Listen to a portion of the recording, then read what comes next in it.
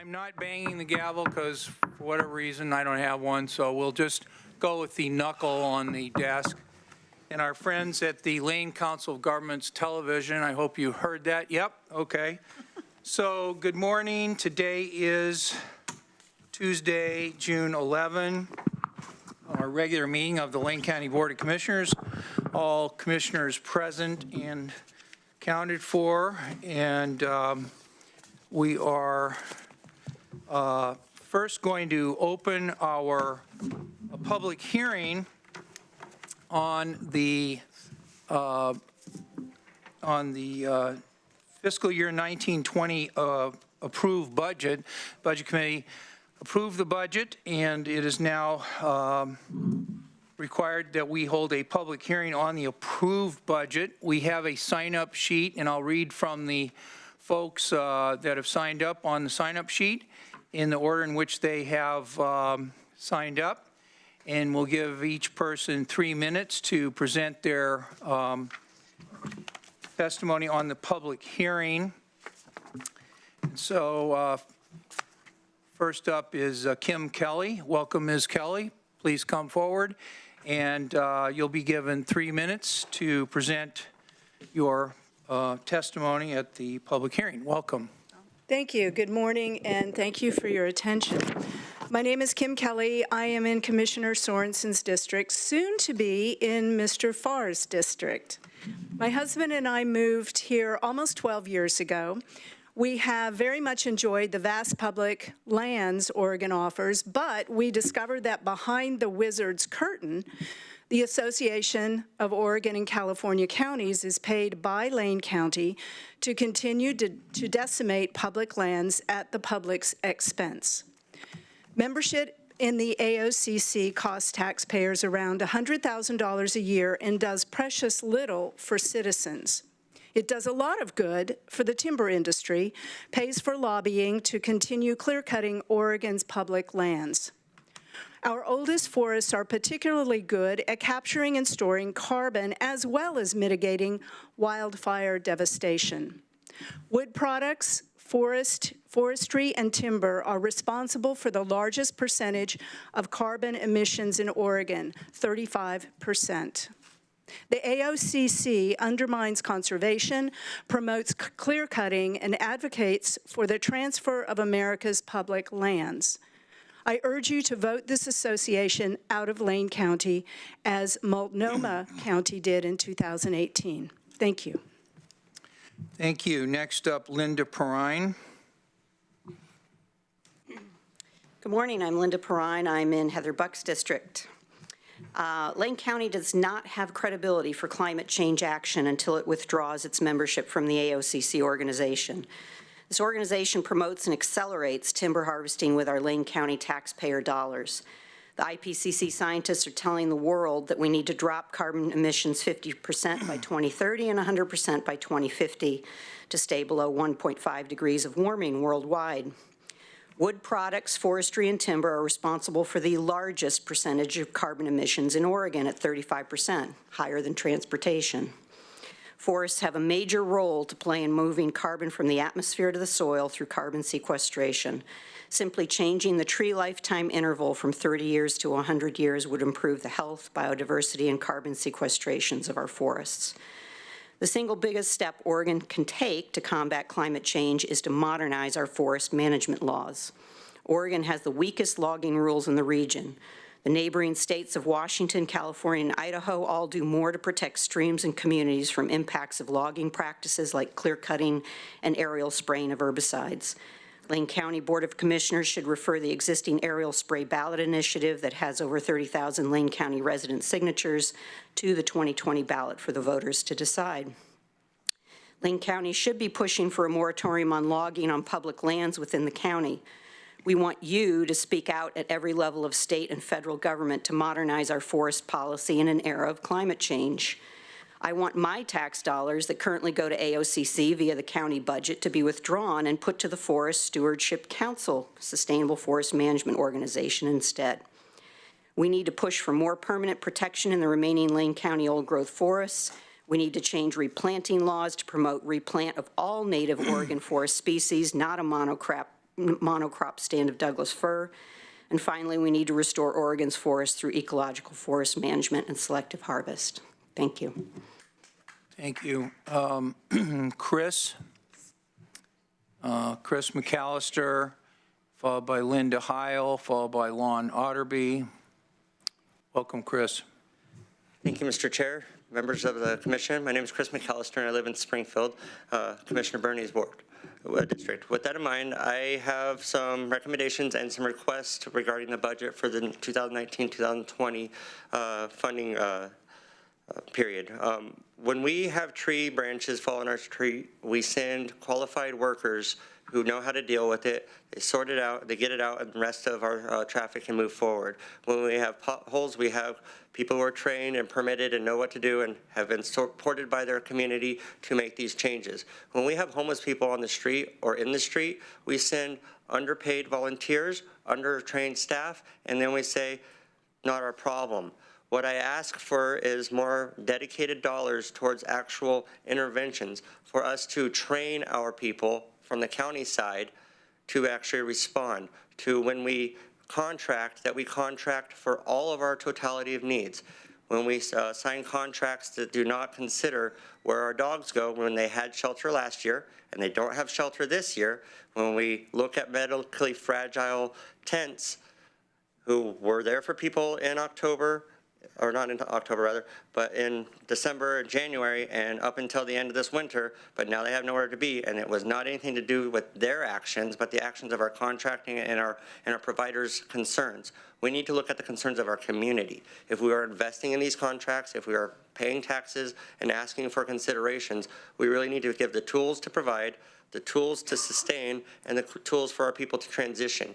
If we do under par transitions, we will not get our community into the upward mobility everybody seems to want. We need to be able to actually create transition, and that is by training people how to live and not have them fear that if they even try housing and they mess up, they will never have another chance. That's what some people feel is the case in this county, and I know it not to be true, and so I hope that you help support us with budgetary dollars towards more increased services and training. Thank you. Thank you.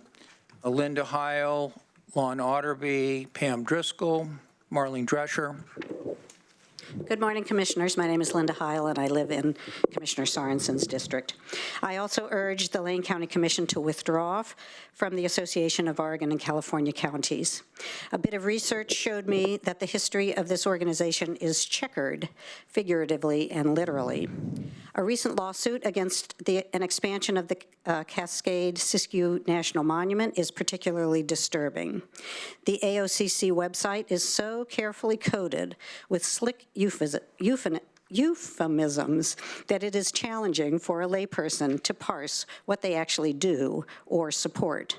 But the emphasis is clearly not on conservation and carbon sequestration, which is the direction in which forest management in Oregon must be moving. At a gut level, their language hurts. Harvesting surely includes clear cutting, which is the worst form of extraction. Sustainable yield includes replanting monocrop tree plantations for reharvest in 50 years or less, preventing regrowth of an integrated ecosystem and increasing the fire risk. Can the Commission plainly state to the public what the benefits are of membership in this organization? If not, we should withdraw and turn all efforts to climate solutions, investing our tax dollars in healthy forests for the generations to come. The Forest Stewardship Council, which practices certified forest management, is a much better choice. Thank you. Thank you. Lon Otterby, Pam Driscoll, Marlene Drescher, Maura Dewey, and Chandra Legui.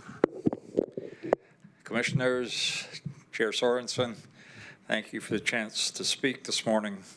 You guys have received some emails from me, probably too full of information with data on timber and on our forests, but so many positive things, really good things are happening in Lane County and our forests thanks to the citizens of Lane County. I gave Steve here some brochures that hopefully you have on two projects that are going right now, and possibly 104,000 acres being restored between Oak Ridge and Willamette Pass. And then in full operation is the off-road vehicle park in Shotgun Park area, which is a huge, huge economic boost to the local communities. The other one that's on tap that we have lobbied and gotten reduced in size a little bit, but is going forward with BLM is the bicycle trail program up in the Thurston Hills. These are all moving forward. One of the things that I've noticed is many of these programs are done with stewardship monies, and the AOCC not only has not supported these projects, in many instances they've lobbied against them. We in Lane County belong to two organizations. We belong to the Association of Oregon Counties, which provides us for information for roads, where we can collectively do insurance programs and share costs with other counties.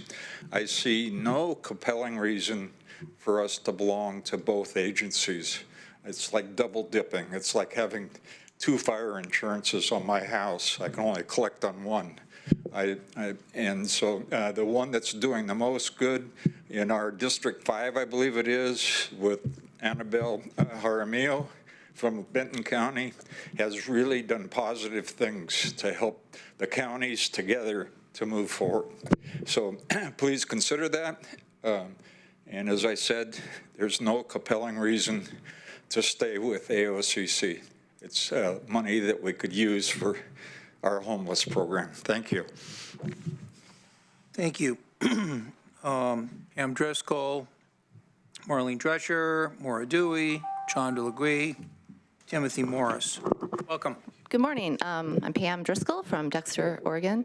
And I wanted to kind of mirror what Lon just said. Why would we need to be a part of the Association of Overseeing Counties when we're already members of the Association of Oregon Counties? Because our timber lobbyists give money to at least two of our county commissioners, Jay Bosevich and Pat Farr. I would like to see a conflict of interest law where they are not allowed to vote on this issue, as they do take timber money. And so they're behooved to vote for this association because that's what their timber dollars want them to do. But we don't have that law implemented. So another thing I would love to do is take that $70,000 to $100,000 a year and let's build Conestoga huts and help the homeless. Wouldn't that be a really wonderful thing to do with that money? The vast majority of Oregonians have spoken in many independent polls and said they want to protect our last 10% or less native forests in Oregon. So why, in light of climate change, mass species extinction, our water quality, droughts, wildfires, food insecurity, farmlands, why would we be a member of this group? It makes absolutely no sense. It's a secret organization. Most people don't even know about it. Luckily, we're getting some light here, but we don't get their agenda. We don't get invited to their meetings. We don't get the meeting notes. We don't get any information about this organization, and yet our county commissioners go to the meetings. They work to cut our public forests, which is what we don't want to do. And so I feel like this is it should be illegal. We're all into transparency in government. Why are these meetings kept in secret? There's no reason to be a part of this group. I hope that you do the right thing. And if you don't, and we're still members this next year, I want to know what goes on in these meetings, and I want to be invited to these meetings as well as everybody here. Thank you. Okay, thank you. Marlene Drescher, followed by Maura Dewey, followed by Chanda Legree, followed by Timothy Morris, followed by Tiffany Harper. Good morning, Commissioners. I've been a resident of Lane County for over 40 years. Heather Buck is now my commissioner. Very grateful for that. And I am also here to talk about AOCC. And the prior speakers have been very good at telling you exactly why we should withdraw. This is the moment. Now we have the information. Cost of $70,000 to $100,000 is just wasted on this organization whose views and values are so often contradicting the majority of Lane County voters, your constituents, people who really want their property tax dollars used for better purposes. AOCC is known for cutting forest land over protecting habitat for endangered species. As you've heard, they brought a lawsuit against President Obama's designation of Cascade-Siskiyou National Monument. They are disregarding the value of carbon storage, recreational use, environmental value of preserving our forests. We really need to move past this lobbying group, which is a pro-logging private organization without any public transparency or accountability, and yet it is financed by public funds which you control. I understand that Lane County wants to preserve the flow of O&C revenue, but it's not necessary to remain in AOCC to do this. In fact, when O&C money has been threatened in the past, it was Representative Peter DeFazio and other federal senators and representatives who protected this source of federal revenue. And actually, protection of O&C funds has been a successful bipartisan effort over the last 60 years. They'll continue to protect Lane County and other O&C counties and their revenue. How do we know that Lane County will continue to receive O&C funds if we drop out of AOCC? Well, all you have to do is look to Multnomah and Benton counties. They withdrew. They're no longer contributing vast sums of money to this private lobbying effort. They're still receiving O&C funds. Congress passed a law that said 18 Western Oregon counties receive revenues from cutting on O&C lands. That includes Lane County, whether or not we pay $70,000 to $100,000 in taxpayer money for membership. Young families, businesses, retirees, people who enjoy clean air and water, people who enjoy our beautiful environment, people who really... Thank you for your public comment. Okay. Let's see, next up is Maura Dewey, Chana Legui, Timothy Morris, Tiffany Harper. Good morning, Commissioners. My name is Maura Dewey. I'm in Heather Buck's district in Cottage Grove. So I just have a couple points to make today. It's about AOCC. I'm just going to read part of the board order that was issued in 2009, Order 0910-28-7. I'm not going to read all the whereases, just the therefores. One whereas the Lane County Board of Commissioners created a task force on timber and wood products advocacy that recommended a series of actions related to membership in the AOCC. Now, therefore, be it ordered that $37,704 of the Lane County General Fund is allocated to pay for AOCC membership dues for year 2009. It is further ordered that agendas and minutes of AOCC meetings shall be reported to the Board of Commissioners, highlighting actions or discussions that may be related to the issue of old growth management, land swaps, or wilderness area designation. I challenge the commissioners to find any of those agendas or minutes from the AOCC going from 2009 forward. I don't think you will. It is further ordered, that in taking such action, the Board of County Commissioners expects that one of its members shall seek election to the Board of Directors of AOCC.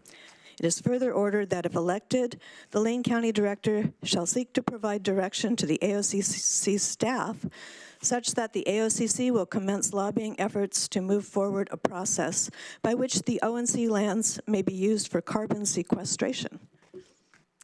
Does anyone know if that's happened? I really doubt it, but since the meetings are basically private, how do we know? And we don't have the agendas or minutes. What did they do? It is further ordered that in taking such action, the Board of County Commissioners has the following expectations for the AOCC in order for future funding consideration, and directs its representative on the board to seek the following, Board of AOCC, to seek the following policy changes. 1, meetings of the AOCC will be treated as public meetings in accordance with Oregon open meeting laws. Has that happened? This was in 2009.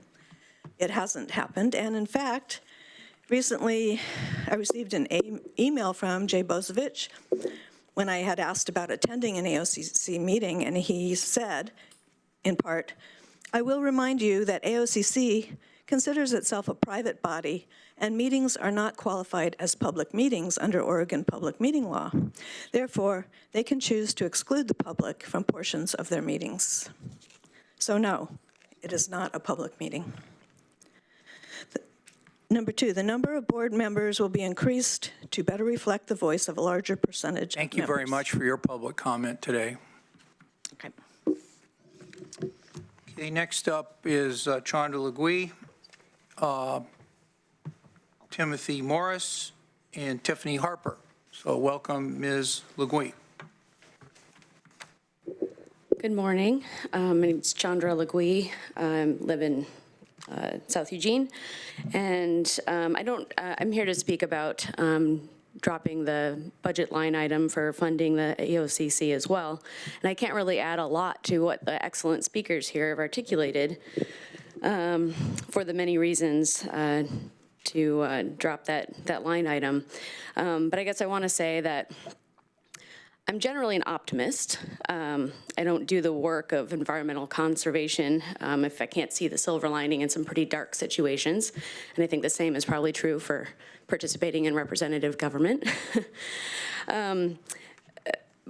But it's hard to continue to be an optimist when I know that you've all heard from many members of the public, including those here today, who are concerned about the county's membership in this organization, Association of ONC Counties, when that membership is directly at odds with our values of democracy and transparency, our care for the natural world, and a new, greener economy for Lane County.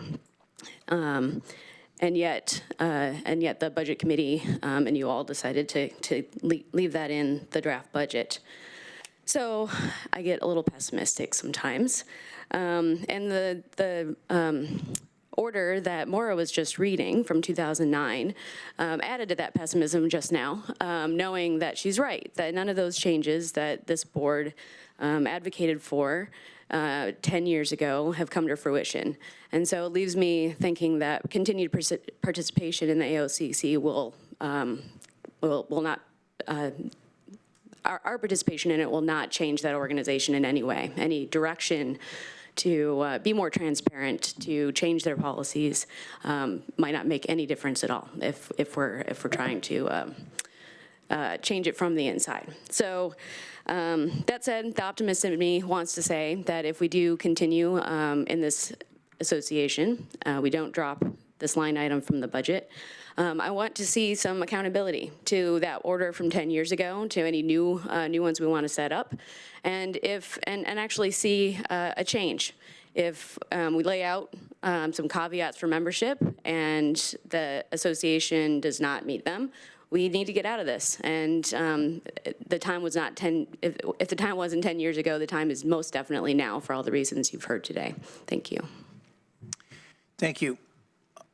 Timothy Morris, followed by Tiffany Harper. Welcome, Mr. Morris.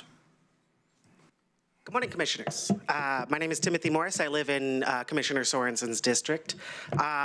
First, I want to start by saying I want to thank you for adding an evening public comment meeting. I am currently on my lunch break at 9 in the morning, so I appreciate adding an evening public comment. I also want to start by saying a huge gratitude to the staff and departments for their tireless effort into this budget. It was an amazing document to read, and there was very little that we are clearly not arguing against. So there's a lot going forward. But I want to also express my support into withdrawing from the AOCC.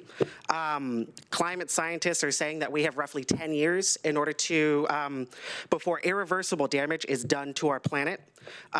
Lane County as a whole is responsible for addressing climate change in any way possible.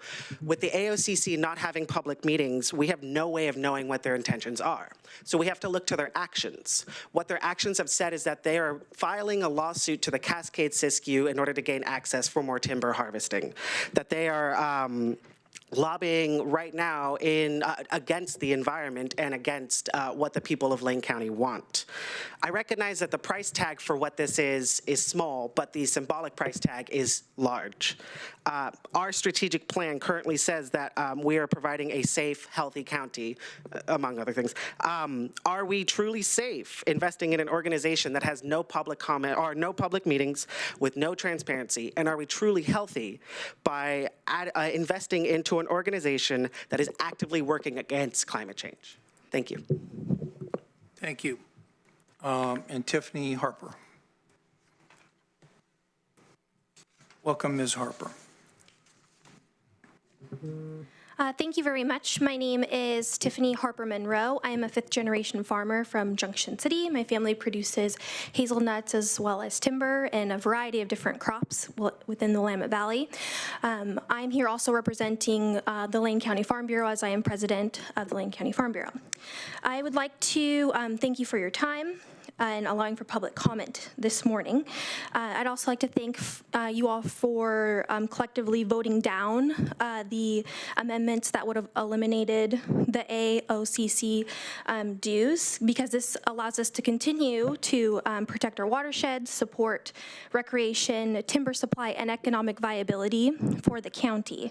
I think what we all discovered from our last gathering together is that there's a lot of miscommunication and a lot of misinformation that is circulated within our population, which literally polarizes our efforts, which really I think we all want the same thing, to protect our natural resources, to supply economic opportunities for our county, and to work together to do the right thing.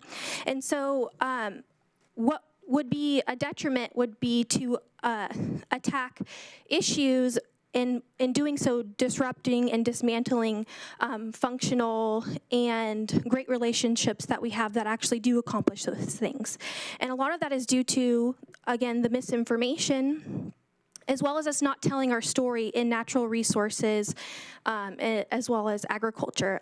When I came in, there was a gentleman talking about BLM doing clear cutting, and I really appreciated his passion and efforts. However, that simply doesn't happen. BLM does not clear cut. And of the lands, they do not clear cut, and they use regenerative harvest methods, and they leave behind trees and different species to support wildlife, as well as pollinators in different systems. So there's just a lot of information that's not getting out there, and it's causing us to maybe make decisions that aren't based on data and more emotionally based, which is very important to have because we care about our communities, but we can't let that get in the way of making a sound decision.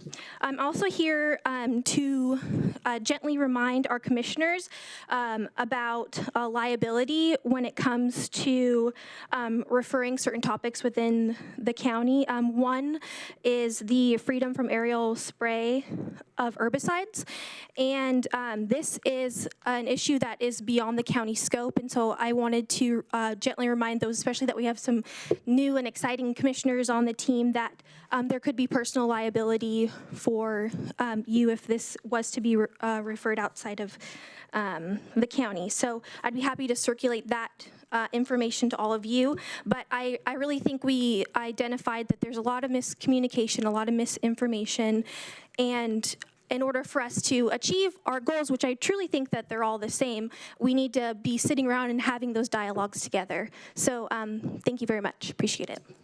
Thank you very much.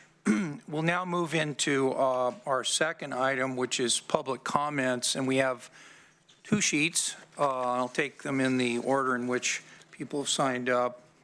And the first person is John Thilking, followed by Chris McAllister, followed by Lon Otterby. Can we ask the people that have already spoken to wait until we finish the first round of public comment? You're up, Mr. Thilking. So next up would be Dave Piccioni after John Thilking. Welcome, Mr. Thilking. You have 3 minutes. Hey, I'm John Thilking. I'm in Pete Sorensen's ward. There was some compelling testimony last night at the Eugene City Council Public Forum, both at the mic and told me privately off air, that there are still many problems that the few vendors who are left at the Free Speech Plaza have to deal with. Vendors still complain that the types of umbrellas that they are currently allowed to provide shade, are completely inadequate, especially for vendors and their merchandise that are sensitive to sun exposure as well as their customers. There may be a movement to file a lawsuit, but there is such chaos at the level of the interaction between vendors and the authorities running the scene there that the lawyers being consulted can't formulate a plan because there is no consistent record of what was said to anyone about the new rules. I did attempt to set up an alternate site on Sundays that would have competed directly with the Whitaker Market, but I abandoned plans for this after the winds picked up and started moving my test canopy during the 2 weekends of beta testing prior to the desired May 5th grand opening, which was canceled. Anyone else can attempt to duplicate my efforts by negotiating with any of the many property owners along West 7th Avenue, which is entirely zoned commercial, and there's no code violation to set up a farmer's market or other vending on any one parking lot for up to 6 weeks at one time without a permit. Testimony was offered last night that the Saturday market vendors collectively have a $4 million insurance policy, that their fireproof canopies only cost about $200 plus maybe $50 for the required fire extinguisher. Some sort of compromise needs to be reached about this as soon as possible. I'm still moving forward with my plans to roll out the busstation.org lockers for the unhoused that rent for $15 a month for a 4.5 cubic foot locker. The main obstacle right now is that I need to meet my current financial obligations of continuing to fund paid to blog on pstickers.net and couchhosting.org, while also paying off most of my current credit card debt settlements by the end of May 2020. That leaves basically hardly anything in my personal budget to put towards the goal of having at least $2,150 available for the first set of lockers by October of 2019. I set up a GoFundMe linked to from the busstation.org website, but that needs to be shared a bunch more times before it'll be successful. If no additional funding comes through, my personal budget will be more than adequate to cover a rollout on October 1st, 2020. Paid to blog is at a critical moment right now as there are signs that it's about to go viral. Plus, the ability to submit posts and replies anonymously may also be critical at this time in the wake of the arrests of not only Julian Assange and Chelsea Manning, but also many other journalists are being messed with by the police worldwide since just the beginning of April 2019. Thank you. Thank you. So Dave Piccioni, followed by Krista Niddle, followed by Tom Bowerman, followed by Heather Salicki. Go ahead, Dave. Hi.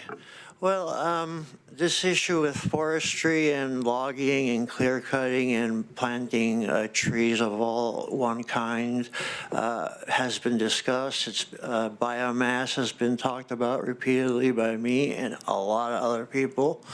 Doesn't seem to have changed your guys' minds. I don't know what could do that. I mean, the issue has been beat to the ground. I mean, we need the forests because they're the biggest mass of greenery to transform carbon dioxide that we exhale and that our cars burn for fuel, that produce after burning fuel. So any form of vegetation will do that. And we have a responsibility not just to our county or our state or California. We have a responsibility to the entire planet.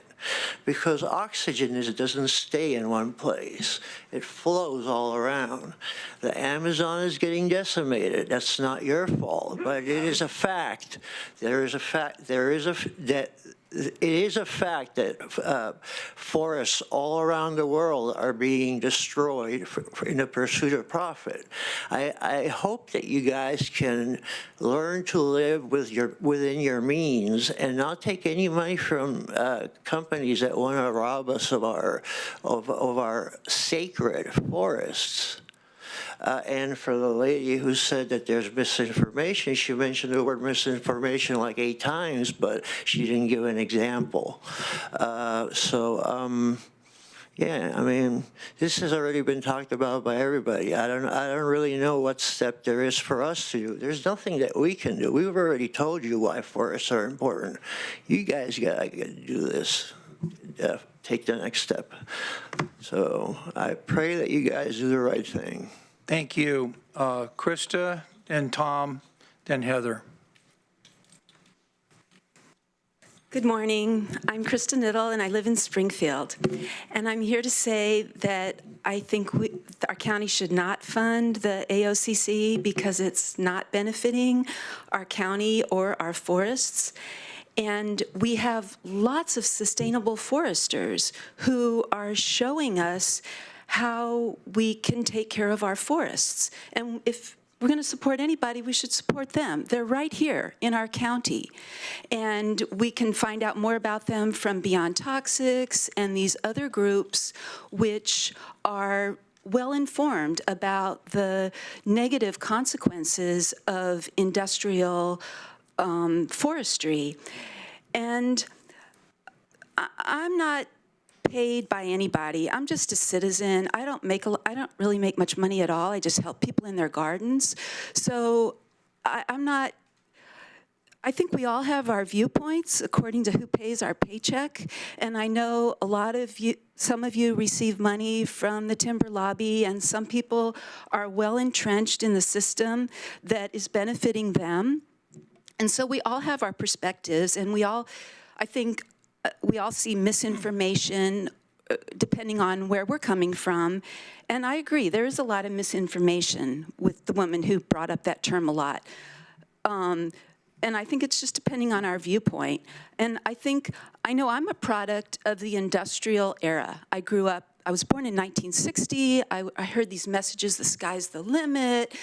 And it was like, grew up in a time of cheap energy when anything was possible. And now we just don't have that cheap energy. And if we continue to burn all the fossil fuels, we're already, we have more CO2 in the air, the most we've had in 2.5 million years. And we just can't continue. And so I think we have to get out of this industrial mindset that is pervasive, and it's scary to change and to grow and to embrace this other mindset, which is that the planet has limits. We can't keep harvesting our forests. They have limits. They're on fire and they're eroding because we're mistreating them.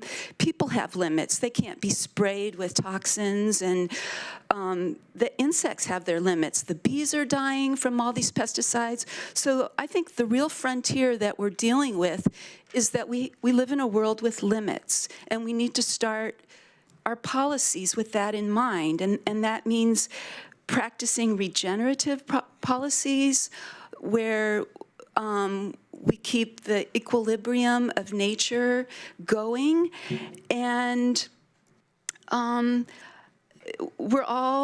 so I think we need to move to... Thank you for your public comment. Thanks. Next up is Tom Bowerman. Welcome, Mr. Bowerman. You'll have 3 minutes. Good morning. Thank you. My name is Tom Bowerman. I was born in Jackson County, but have spent more than 70 years here in East Lane District. Thanks for the opportunity to make comments. I came to talk about something on your agenda in the later part of the day, having to do with the staff getting involved in reviewing floodplain and floodway ordinances related to FEMA. national current event should draw your attention to how serious this is. We have floods now occurring in parts of the country, repeating 2 or 3 times what they call a millennial flood event, not 100-year flood events, but 1,000-year flood events. The climate and the weather conditions are becoming less stable, and our attention to this detail is long known. FEMA and the National Insurance Flood Program is in debt by hundreds of billions of dollars. Something is going to have to change, and one of the things that has to change is the local jurisdictions need to be more cognizant of what the risks are. I came to this by being asked to review a land use application that's been in the works for over 12 years to develop in the floodway, and it has consumed a huge amount of public and private resources to get to this 12-year point, and I am now appealing that myself because everybody that's been involved in it to deal with the actual issues involved are just exhausted. So it's like a handing off the baton. I'm the one that's holding that right now. All states and jurisdictions within the nation participate in the National Flood Insurance Program.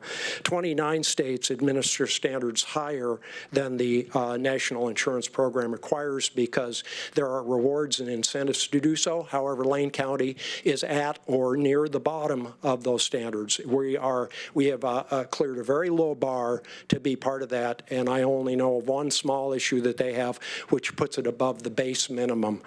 8 states prohibit any dwellings within the statutory floodway. The issue that I'm dealing with is in the statutory floodway, and I can tell you that if you were looking at a map, you would say, this is absolutely crazy because this is in a very active river channel in this particular area. And as some other examples that you know full well, take the Matthews House, this river is going to consume this house within the next 25 to 50 years. The river is constantly moving in that direction, and the county has approved this, which is being appealed, and we need to get our hands on this. I would suggest that when you get to the staff, encourage them to look at prohibition within the floodway, as other states have done. And you will hear pushback from other entities that will be takings.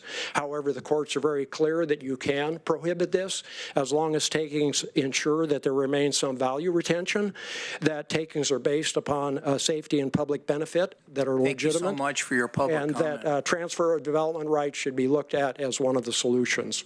I also encourage you to adopt an emergency prohibition or an emergency whatever it is, a moratorium on developing the floodway while this process goes on. Thank you very much. Thank you so much. Okay, Heather Slicky. Welcome, Ms. Slicky. Thank you. I'm in District 3. I'm here to ask you today to declare a housing and homelessness state of emergency. The housing affordability crisis, coupled with an unprecedented amount of people living unsheltered, has caused a disaster in size and scope that must be addressed at this level in order to really impact the community. A declaration of housing and homelessness would prioritize immediate need for shelters and to rapidly increase affordable housing supply, while at the same time grant tools and authority to streamline our response. The Portland City Council used their declaration of emergency to create sustainable solutions to allow for the permanent siting of day storage units, to expeditiously allow for temporary housing and the issuance of permits related to shelter and alternative shelter siting, and to create an expeditious process for design review of affordable housing projects. They used them to rally Portland voters towards approving a historic general obligation affordable housing bond, and they extended their state of emergency through 2021. In Seattle and King County, the county administrator made all King County department directors responsible for addressing the issues of homelessness, identifying surplus facilities and properties that could be pressed into service in the fight against homelessness. They're using it to facilitate the creation of a day shelter and modular home communities. This is why the county should declare a housing and homelessness state of emergency. There are thousands of people living in their vehicles and outdoors in our community, 44% more unsheltered folks than last year. and we need policies that do not ignore this reality, but instead factor them in. You can use this declaration to designate safe and legal parking spaces for individuals and families living in RVs and other vehicles in the scale required by our current need. Imagine instead a temporary hardship parking permit program that links the permit holder to Service Point and connects them to services and pathways back into housing. You could use this declaration to designate small sections of public parks and other publicly owned land as sites with sanitary facilities for year-round campgrounds for people without permanent shelter during this period covered by the emergency declaration. You could use this declaration to help cite more rest stops, micro-unit apartments, and tiny house villages, transitional options that allow people to stay with their pets, partners, and possessions. The time to prepare for a winter response is now. An emergency declaration could help us streamline government procedures in order to act more quickly and utilize our community resources more effectively. Imagine having this tool to implement the TAC report. Imagine using the Armory to get us through the winter and other extreme weather events. Please schedule a work session to explore how a declaration of emergency can open doors to progress where it is most needed. Thank you very much for your public comment. I have some of the printed declarations I'd like to. Thank you. Next up is Jacqueline McClure. Next after her, Sue Craig. Next after her, Loretta. And then we'll take the Chris and Lon. Welcome, Ms. McClure. Thank you. Yeah, my name is Jacqueline McClure. I am in the North Eugene District. I'm here to talk about the AO&C. So out-of-state developers are making big profits, timber barons are getting tax breaks, and conservative politicians are getting hefty campaign contributions. Meanwhile, the planet is being destroyed, rents are going up, and healthcare is increasingly inaccessible.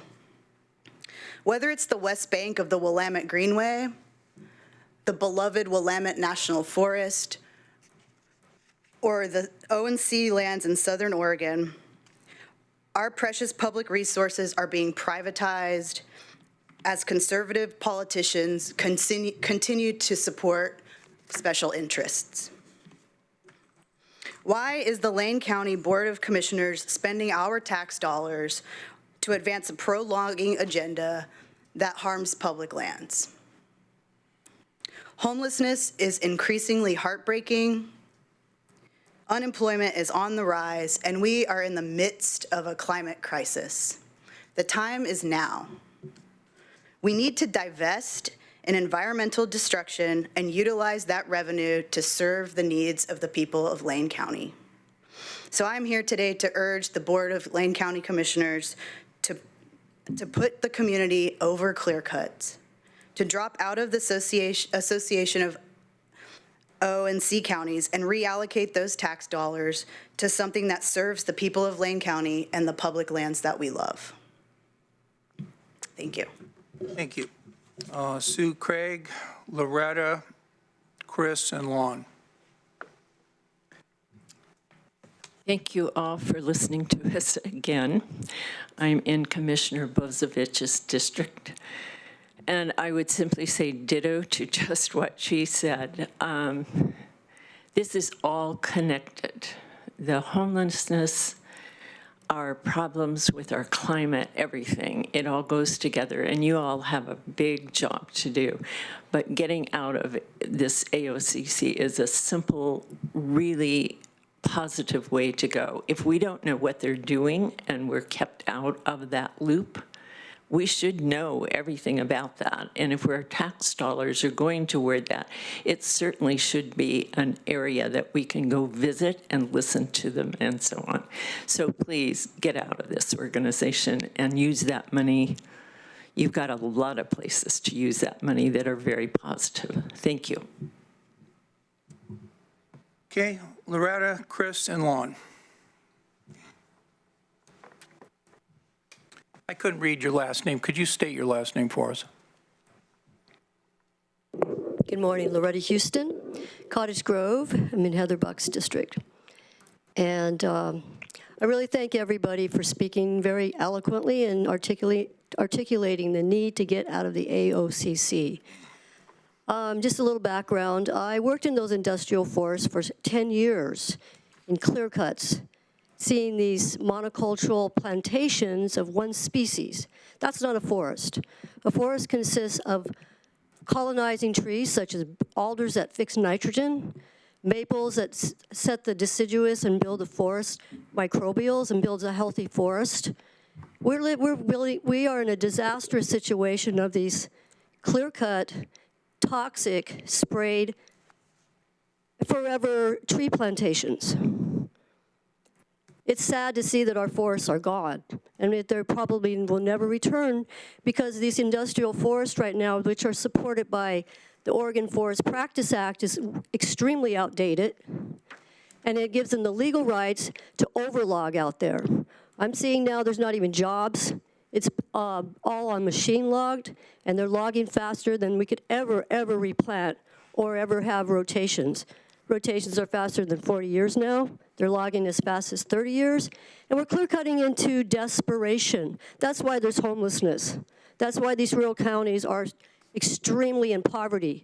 Not to mention the Wall Street profit shares that are industrial Weyerhaeuser and other logging industries are using as profit shares. And there's a lot of tax avoidance. So as far as this woman from Oregonians for Food and Shelter said there's a lot of misinformation. Yeah, there's a lot of misinformation. And we've been kept in the dark, especially with the AOCC, a timber lobby industry. There's no public, as we said, there's no transparency of what takes place. And that's a lot of our tax dollars that can be used. For example, with this extreme storm that just happened with Snowmageddon. I have been clearing land for 32 years, and with this snowstorm, that's all I've been doing for 2.5 months, is clearing and burning all the excess fuel that's out there all over that's ready to torch come August, come September.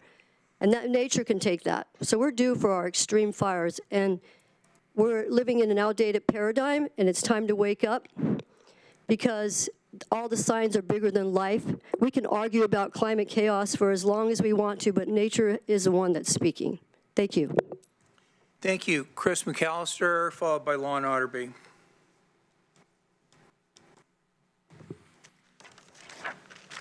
Thank you again, Mr. Chair, Commissioners. Chris McAllister, Springfield. I am a little bit incensed. My community has quadrupled down on helping children and family and vets and has said that Layton County has assigned through Eugene as the county seat the services for singles.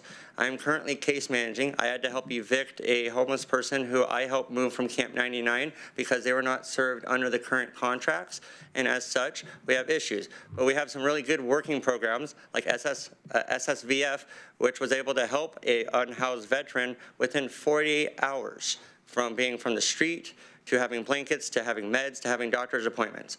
I have deaf people. I have hurt, dying people who have not gotten anywhere since they were kicked out of Camp 99. Anywhere. Springfield's people are on the street asking for help. We are told, we'll get to you. Wait for the TAC. I support the TAC. I was on the implementation. I support our community. I bring solutions. Our solutions are like what Ms. Saliki brought. Service Point campsites. Put a sticker on that van. We know who they are. If they don't have a sticker, then we know that we have an opportunity to serve. If they don't have a sticker, we know that we've missed that boat. Travelers, they'll come and go. We can't stop that. Our people are here. Our seniors are being pushed out. I'm not here to tell you how to do your job. You all got elected to tell us how you're going to do your job. And so please show us the leadership. Show us the ability to make things happen. Our park services told us how they couldn't help us when we went and supported the winter strategies. Our community cannot build if we don't have hope and tools. And so we're tired of asking people to spend money on Band-Aids. We have a great county administrator who is bringing it all together with multiple communities. We have agreements on board that have not been around before. But we need leadership and direction from commissioners, from counselors to say, give me 6 spots in my district. Give me 40 spots in my district. Set up a rest stop here. Get counselors out here. Get drug camps out here. If you want people to stop being druggies, give them a spot to be clean. Give them a spot to get on a waiting list. Give them a spot to be graduates of a program to move forward. I have mad respect for people who are willing to serve, and I just ask that you serve your entire community and not just work on the easy ones. There's 100,000 people who could come up with different solutions, but they're all born here. Those solutions are born here, our homeless are born here for a majority, and we need to recognize those facts. We got the data, let's ask for it. Thank you very much for your time, your service, and yours. Thank you. And Mr. Lon Otterby, welcome.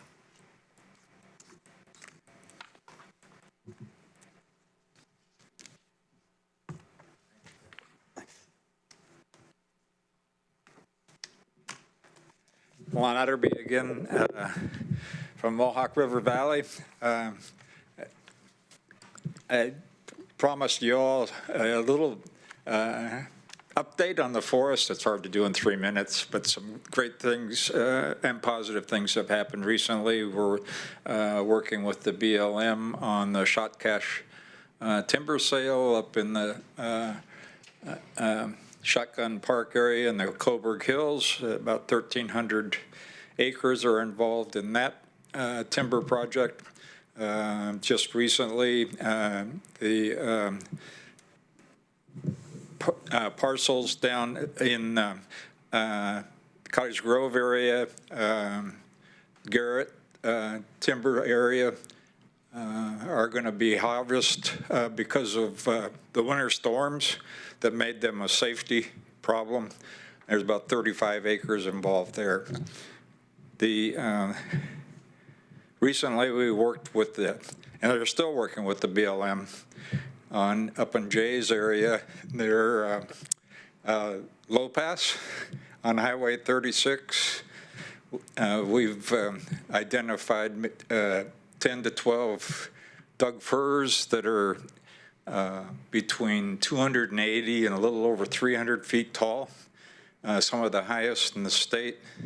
And the BLM is interested in working with us to create some kind of park there for the public to enjoy and experience those trees.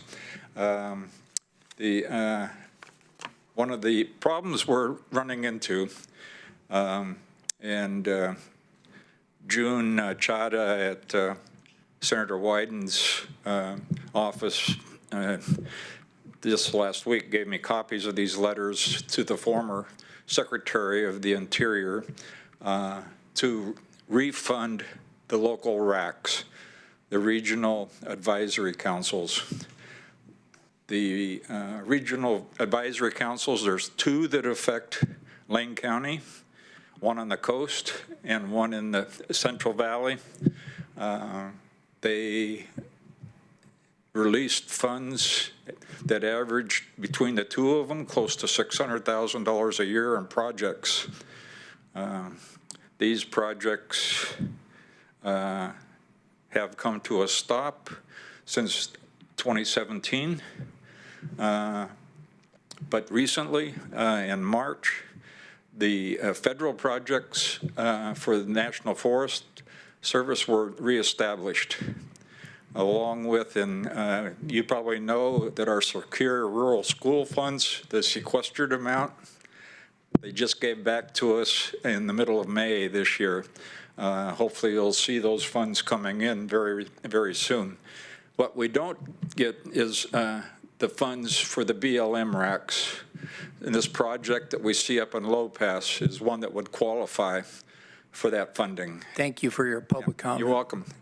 I'm just asking you as county administrators to take a look at this letter and send your own letter to the new Secretary of the Interior, David Bernhardt. Thank you. Thank you. Okay, we have now finished our public hearing, and so our record is clear on our public hearing on the approved budget. We have closed the public hearing. We have now had our public comments, and I'll now turn to any commissioners who want to make a remonstrance or other public comment. We set this up as a 2-minute item for each commissioner. So would any commissioner like to be recognized? Commissioner Farr. Thank you, Mr. Chair. Since we last met, one of the great women in Oregon history has passed away, Senator Jackie Winters. from Marion County. Senator Winters and I served together in the Oregon legislature. When she was first a senator, she had been a member of the House of Representatives.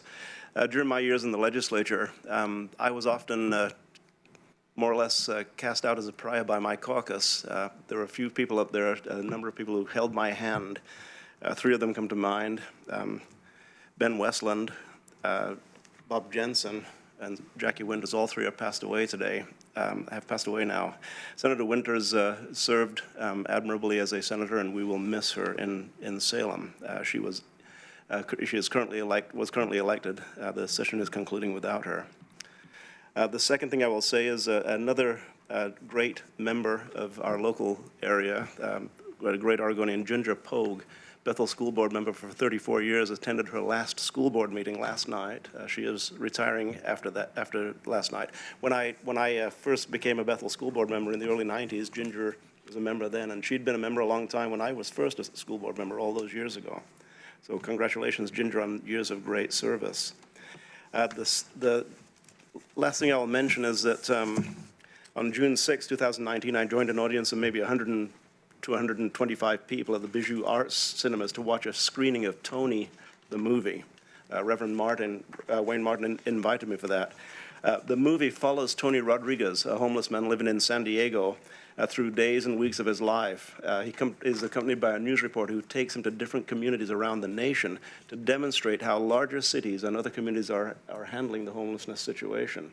Some of the things that they do in Houston and Seattle and other places, we are doing here to a lesser extent. As the movie progresses, watchers are shown the example of how regional action committees have been established to provide effective housing to transform homeless support systems. Housing First is the main response, and this is the main response that many of the largest cities are providing. That gives men and women living on the street a permanent supportive housing living environment. We're working on that in Lane County. We have a 51-bed facility that's starting in the next couple of months over on MLK Boulevard. We intend to add 300 units between now and 2021. I have a greater goal than that. My goal, Chris, as you know, is 600 units, not 300 units. So Wayne Martin asked for impressions after the movie, and one man said, I get off work at 2 in the morning, and then I need to find a place to sleep. So this man works 2 jobs, gets off at 2, and then looks for a place to sleep.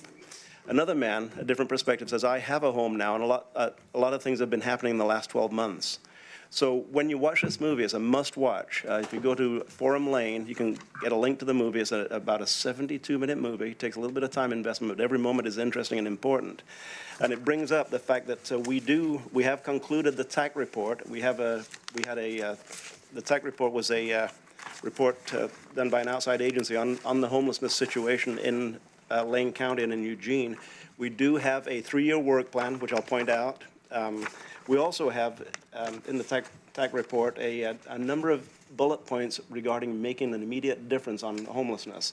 The first one I'll mention is establishment of a year-round navigation center at the dusk to dawn or dusk to dawn size, providing extensive supportive navigation services as a bridge until new emergency shelter is developed. And another one is to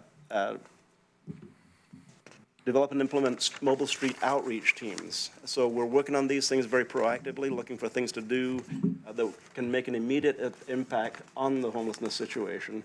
Ms. Selecki had some wonderful things to say. Chris, you have things to say as always. I'll point out that Chris is a member of our Poverty and Homelessness Board, which is a multi-jurisdictional, broad-spread body addressing homelessness in our community.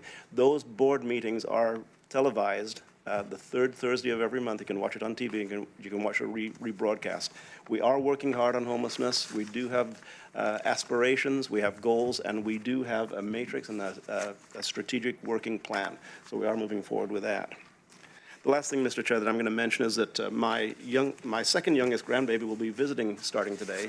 He's 1 year old, the son of Dr. Evan Farr and Dr. Annie Megan Daniels will be visiting us today for the next 10 days. So you'll all have a chance to meet Clement Toussaint Farr. Toussaint is the name of the Haitian rebel who brought about the uprising against the French in Haiti, in the early 1800s. Thank you. Okay, do other commissioners have a remonstrance? Commissioner Bozievich? Thank you. And I want to thank Tiffany for coming and pointing out some of the misinformation. And it's interesting that Ms. Houston, in referencing her comments about misinformation, misidentified the association that she made. She is not with Oregonians for Food and Shelter. She is with the Lane County Farm Bureau, a local organization to serve agriculture. It's interesting because there has been a lot of misinformation. We got a letter from Mr. Otterby, which almost every sentence in it has some misinformation in it. I'll just read a quick, short paragraph and point out how wrong it is. In 2017, the Secretary of Interior suspended dispersal of these funds, he's referring to RAC funds, based partially on advice on our behalf from the Association of Oregon California Counties.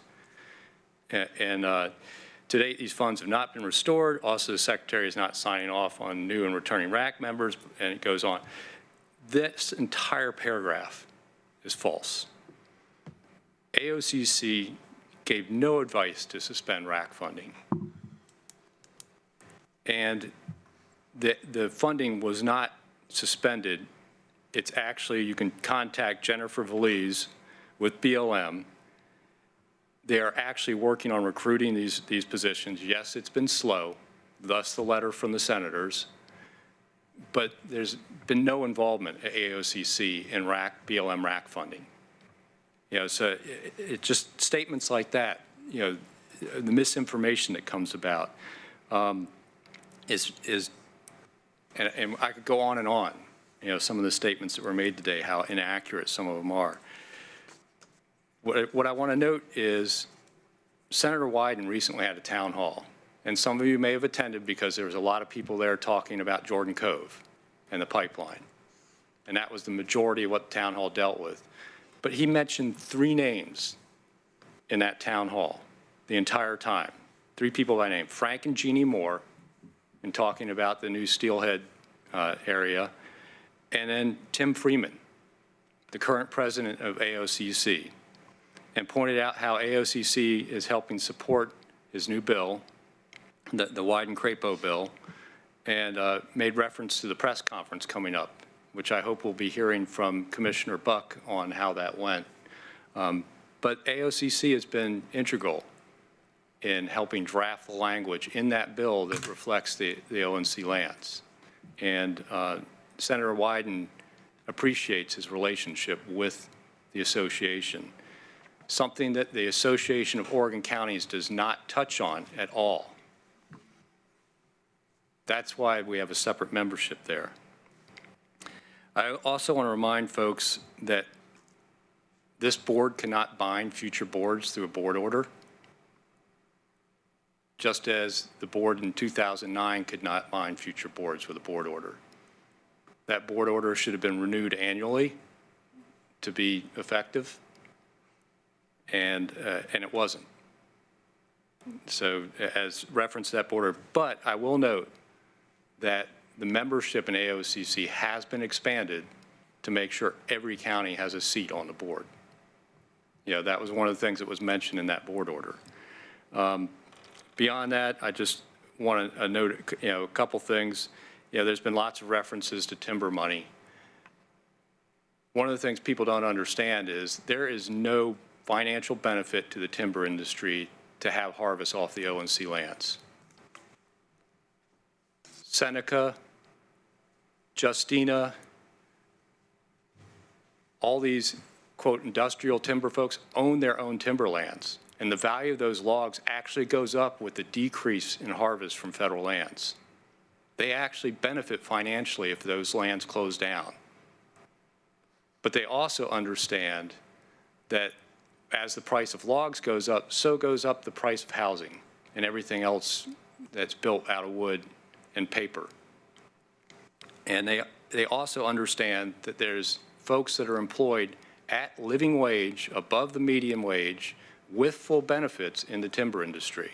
As we think about folks that are homeless and need health care, this industry supplies living wage jobs with full benefits. In fact, the IP plant over there in Springfield, average salary is over $90,000 a year.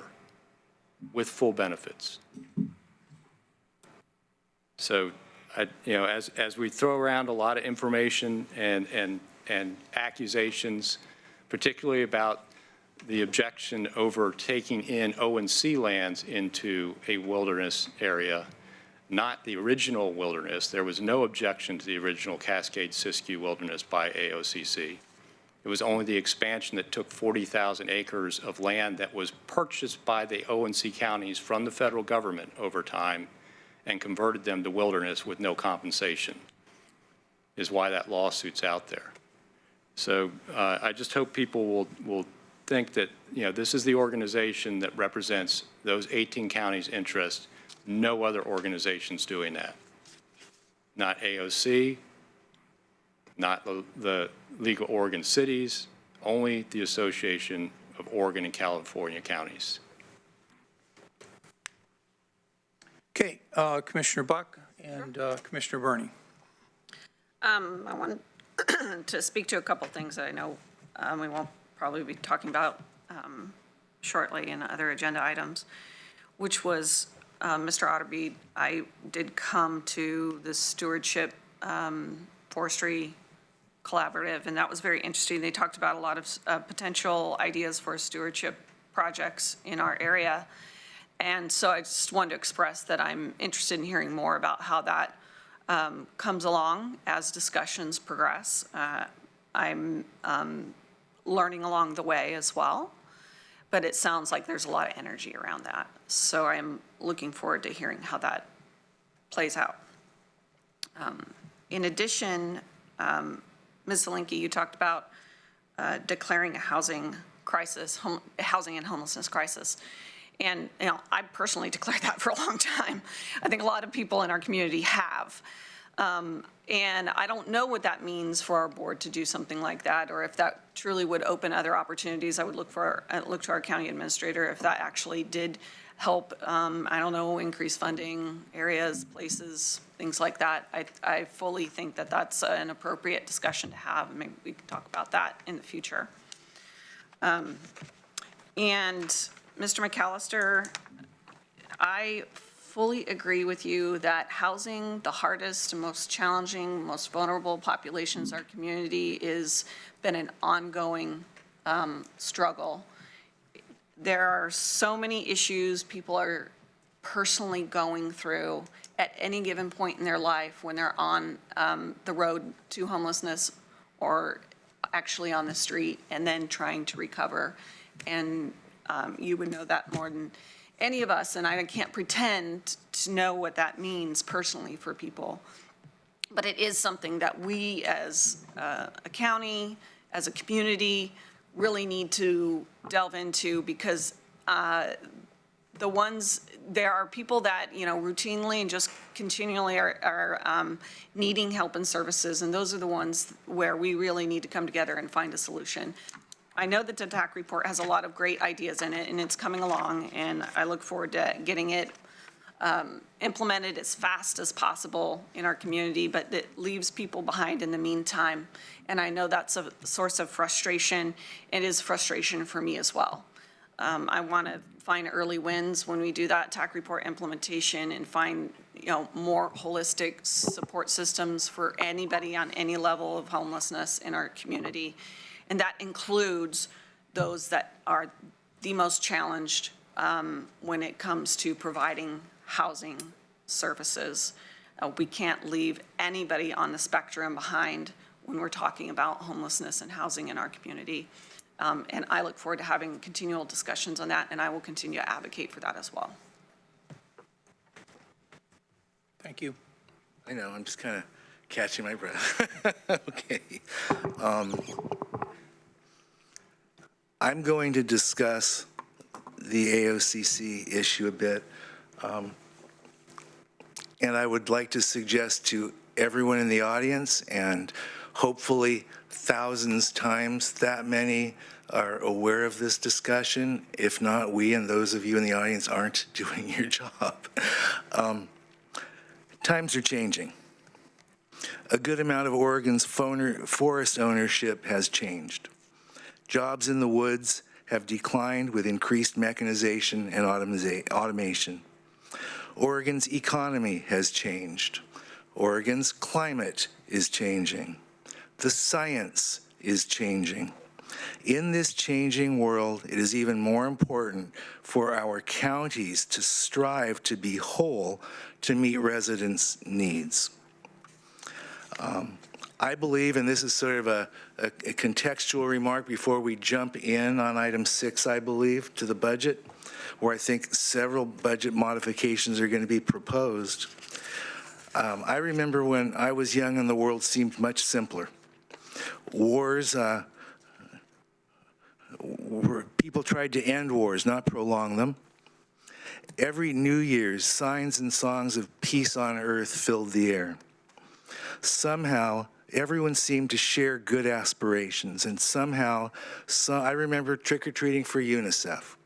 Somehow, somewhere along the way, things have changed, and I believe we've lost our way as sisters and brothers, understanding that peace on earth and balance in nature undergirded a balance in who we are as people and shared, not hoarded, prosperity.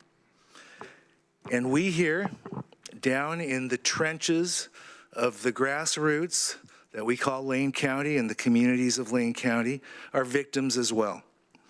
We need desperately to find common ground on the most heated of subjects. And unless we do, there are no winners. There is only discontent. I don't expect to be able to change that overnight. But it's in this context that I'm going to approach the issue of whether Lane, for my vote, of whether Lane County stays in the AOCC or not. I see the AOCC as a strong lobbying group to keep counties as whole as possible. That's what I was told by their officers. So when we have our discussion, I will discuss other areas of potential advocacy, like creating state carbon sequestration incentives, partnering in renewable energy generation, lobbying for federal payment of property taxes on federally owned land, and looking at employing ecological harvesting methods on Oregon's private timberlands, and looking at, can we require that all logs cut in Oregon are milled at Oregon mills to keep our mills open and our people working. I think there are ways to bring people together, and I hope people stay tuned here in a few minutes as we have that discussion and debate. Thank you. I'll just make a few comments during the response by commissioners to public comments. First of all, we will be having this work session on the Lane County budget for the upcoming year that begins July 1, and that'll be on item 6A on our agenda. With regard to the housing emergencies that have been declared by Seattle and Portland and other places, I think it's an excellent idea. I see almost no downside and many upsides, and I agree with Commissioner Buck that at a minimum we should have a discussion, work session of the board on the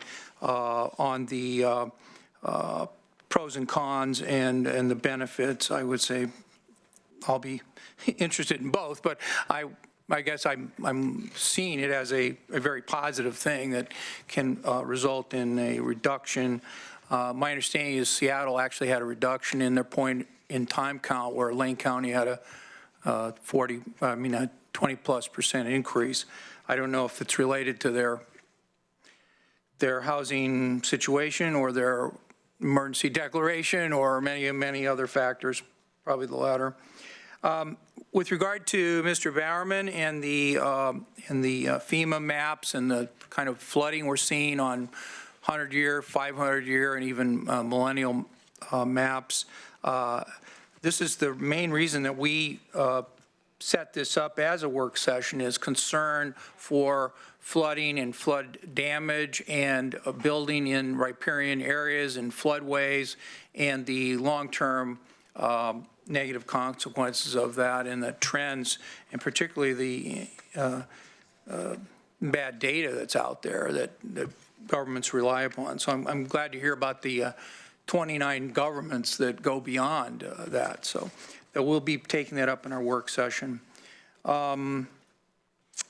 And then I'll just mention in terms of our adjustments to the agenda that we do have our 11 o'clock time certain.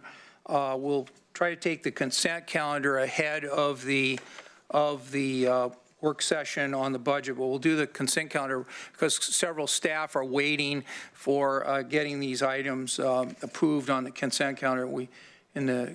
Commissioner Buck and I, the agenda and the remainder of the agenda team think these are all pretty minor items that don't need a big board discussion. And then we'll go right into our work session. I know Ms. Booty is already here getting ready for the work session on the budget. So at this time, I'd like to call up the consent calendar. This is item 7. These items are deemed non-controversial, and these items are all ready for one motion. If there's any commissioners that want to bring anything off it and have a separate vote, we can do that. But without hearing that, I'll entertain a motion. I move to approve the consent calendar. Okay, is there a second to approve the consent calendar?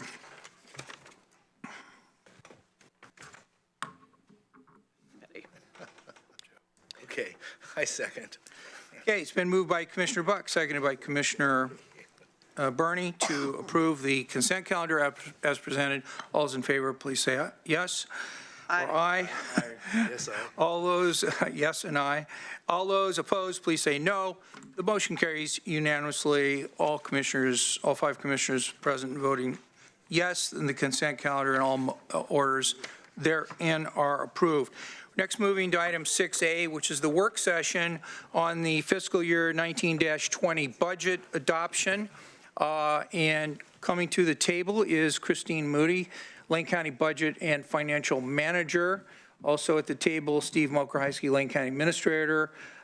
Just by way of introduction, we know that there are numerous verbs in the budget world, and those verbs are that a budget is proposed by a county administrator, and that usually happens in April, March or April. Then we move on to the next verb in the process, and that is to approve the budget. The Lane County Budget Committee, 5 citizens and 5 elected commissioners comprise the Budget Committee, and the Budget Committee has taken the proposed budget and has approved the budget. And now we are now into the third phase, which is the governing board. The Board of Commissioners must adopt the budget, and that must occur prior to the end of the fiscal year and give enough time to publish the budget. And so today is the work session on the adopted budget. We are scheduled to adopt the budget by vote next week, 1 week from today, and then it'll be published and it'll go into effect on July 1st. After that, I remember they're saying there were 4 verbs, and after that we will be amending the budget, and at least 4 times during the fiscal year, we amend the budget. So with that stated, the Budget Committee did approve the budget. We're now moving to budget adoption, and with us to discuss that is Christine Moody. Welcome, Ms. Moody. Thank you, Chair Sorensen, members of the board. So you do have a memo and some spreadsheets attached to that I thought I would just highlight. After the Budget Committee approves the budget, we do reach out to departments to see if they have any changes that they need to have done before the budget is adopted.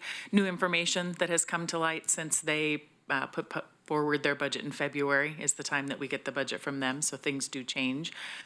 Or if there's any other changes. So I wanted to highlight just a few of them for you, and then if you have any questions on any of those, and then I would be looking to see if there is direction from the board to make any additional changes. Next week I will come forward with the board order, so this gives me time to prepare that board order and have all those numbers correct by the time you adopt. So a few that I'll highlight for you. During the budget committee process, it was mentioned that funds had been set aside for implementation of some TAC report recommendations, 3 FTE, some money for dusk to dawn expansion, and those negotiations with the city have concluded, and so those have been put into the budget. So 3 FTE, you'll see 1 in county administration in the general fund, and then 2 in human services division, and then that funding for the dusk to dawn also goes through the human services division in their fund 285, human services fund. So you'll see those. There are a couple FTE changes Other FTE changes we have in the Corners Fund, in Public Works, their revenue coming in lower, so they're reducing a vacant surveyor position, so not a layoff, but a vacant FTE going away. And then there are some FTE changes in Health and Human Services related to fee revenue and some other state revenues coming in, 4.5 FTE there. Also in the District Attorney's Office, additional information on the PSCC budget about there was an adjustment by the Budget Committee to try and fill that hole in the District Attorney's Office. It ended up being about $10,000 off.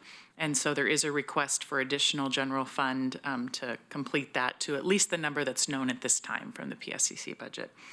And then Is there's. that in what we would call the proposed adopted budget? Correct, Yep. yeah, so the requested adjustments to the, that would be part of the adopted. And then finally, you'll see there's some larger numbers happening in the road fund. It's the rebudgeting of funds. Lots of times they expect to finish a project by June 30th. That doesn't happen, road and bridge projects, other items. And so they will roll those monies forward as a fund balance and then plan to spend them next year. So you see a big shift going on there. So with that, I'm open for questions. Okay, so commissioners, we have the, what I will characterize as minor changes in the approved budget to the proposed adopted budget. And Ms. Moody, just for the public's benefit, in terms of the size of the county budget, what percentage of the total budget are we talking about in terms of the changes from the approved budget to the now proposed adopted budget? We're talking Tell you that. I don't know that I can tell you. tiny percentage is what I was looking Well, for we're as an looking at answer. Right. Is the Okay. answer you're looking for. Resources change is about 6.6 million, and the total budget is probably about 720 or so. Okay, so just for the public to understand what we're doing in the budget adoption period is we're pretty much firming up what the departments believe will be the revenue and expenditures coming in. We've made those tentatively, we've made those adjustments in what the board is now looking at for our budget adoption next week. Yeah, go ahead. Maybe I should just add one other thing. Under budget law, the board cannot change any specific fund by more than 10% or $5,000, whichever is greater, 10% on most of our And none of funds. this So- does. Correct, yes. And I will verify any other changes that might be requested before I come back with the order. And just to follow up, it's just under 1% change. Okay. Are there any comments by commissioners or any changes before we set this for our work set or our vote next week to adopt the budget? Yes, Commissioner. Ever so quickly, thank you, Mr. Chair, and thank you, Mr. Mokorhaiski, for working with the city to make sure we get that matching fund for the added FTEs to help implement the TAC fund. Some of those are included in these bullet points and in the long-term range, the long-range projections for how we're going to implement the TAC. Thanks for that. And the other thing is $6.6 million, which Commissioner Sorensen characterizes as a tiny percentage, which is, math check, that's 66 times 100,000, right? Yes, okay, thank you. Yeah. It's small in comparison, but it's big numbers. Yep. Commissioner. Since it was mentioned a little bit earlier, I just want to remind everybody that I have a potential conflict of interest, but because I'm related to the executive director of St. Vincent de Paul, they may be involved in the TAC report, and but I don't think it's an actual conflict of interest, so I just wanted to declare that for today's meeting. In addition to that, in lieu of a ton of public testimony over the last few years, I will move to withdraw from the membership of AOCC and to have the county write a letter to that organization on that behalf, on our behalf, to let them know that, and move those funds to the CAO contingency fund. And I can speak to that a little bit more if there is a second. So it's been moved to delete the funding for the AOCC membership and move that money to the Board of Commissioners, or no, CAO contingency. Is there a second? I'll second for purposes of discussion. Okay, so it's been moved by Commissioner Buck, seconded by Commissioner Berney to delete the funding for AOCC, move it to county administration contingency. Is there further discussion? Do any commissioners want to be recognized? Mr. Chair, how much is that? Ms. Moody can tell us. Yes, 79,000 and change, if I remember correctly. 79,440 to be exact. And just, can I clarify, because we do have to legally put these in specific places, there isn't really a county administration contingency fund. The general fund has a contingency, so just to I'll clarify to, Okay. for that to be the general fund contingency. Okay. So the motion's been clarified as to where the money from the AOCC membership dues will go if the motion is adopted. So there's further discussion on the motion. Commissioner Bozievich. Thank you. I believe this would be a mistake on our part. AOCC is our voice when it comes to the ONC lands, a unique set of lands that was set aside by an act of Congress in the 30s, specifically for the benefit of 18 counties in Oregon. They don't occur anywhere else in the U.S. They don't occur anywhere else in Oregon, only in these 18 counties. The association has been vigorously defending our interest in those lands as they have been traditionally supplying revenue to the counties and continue to supply revenue because even in SRS and the timber replacements, our percentage is based on the acreage of those lands within Lane County, including, and in fact, you mentioned you wanted to talk about federal, payment in lieu of taxes. We actually also get payment under PILT for all federal lands within Lane County, I believe at 38 cents an acre, which is in lieu of taxes. But they're a very unique set of lands, and a set of lands with a long history. A history where they were originally given over to a railroad company as how they could sell those lands to pay for the railroad, and they defaulted on that deal with the federal government. And they returned back to the counties at that time because that's where they were supposed to go. And then the counties mismanaged them, and the federal government took them back over to manage them on behalf of the counties. And then they were protected by that act of Congress. After that act of Congress passed, the counties took part of their harvest receipts and paid the federal government back for those lands. So there's actually been a payment to the federal government for those lands. They're being held basically in trust by the federal government for those 18 counties. So unique to so many other lands that are managed by BLM. They're not BLM lands, they're the ONC lands. And the only organization that has the history and understanding of how those lands are organized and defends our rights to try and generate the revenue because they don't generate taxes. And they are checkerboard, interspersed with private lands on all sides as a checkerboard. So there's needs to maintain access between the lands. There's needs to have joint firefighting agreements. In fact, it's a great example of how well they've managed it for fire and access, which provides a huge amount of access to the public. Those lands are probably the most hunted lands by recreational hunters, the most hiked lands, the most OHV lands, because they are so accessible. Whereas the Forest Service has gone the other direction in removing roadways and eliminating access. There are lots of lands in Lane County and Oregon that are going towards natural forest. In fact, any country that has a GDP over $4,500 per capita per year is actually gaining forest right now in this globe. Now, mind you, $4,500 per capita is about a tenth of what the U.S. is. We've been gaining forest in the U.S. for the last 100 years. We have more forest today than we had 10 years ago. So, some of this idea about we're eliminating forests and there's all these problems and, AOCC's this horrible organization, I would ask that we, continue our membership evaluate the membership, because, you know, we have two new board members that aren't familiar with the history, haven't attended meetings, and in fact, I've offered to have them attend in my place, and it just hasn't worked out yet because it's a conflict of a county college, so that they haven't even had an opportunity to attend a meeting. A good portion of the meeting is just hearing back from the BLM regional reps on what's happening in each one of their districts. You know, that no big secret there. It's public information. You know, about the only time the public might be excluded from a meeting is when they get into talking about lawsuits and legal issues, which is a subject which would be executive session subject anyway.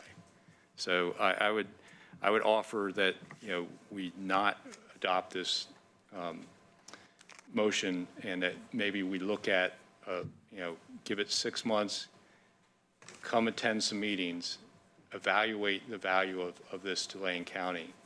But I think as we are just stepping into a major piece of federal legislation with Senator Wyden and Senator Grapo, that we need to have that voice representing us, because AOC doesn't do it. I'll give a report on AOC later under Commissioner's business. I attended yesterday's legislative sessions up in Salem. They're so interested in so many other things than ONC lands. They don't have time to even become close to understanding the history and the intricacies of ONC lands. They cannot represent our interest on ONC. Only AOCC can. So I would hope that commissioners will vote down this motion. Okay, Commissioner Buck, you, no, can't take, okay.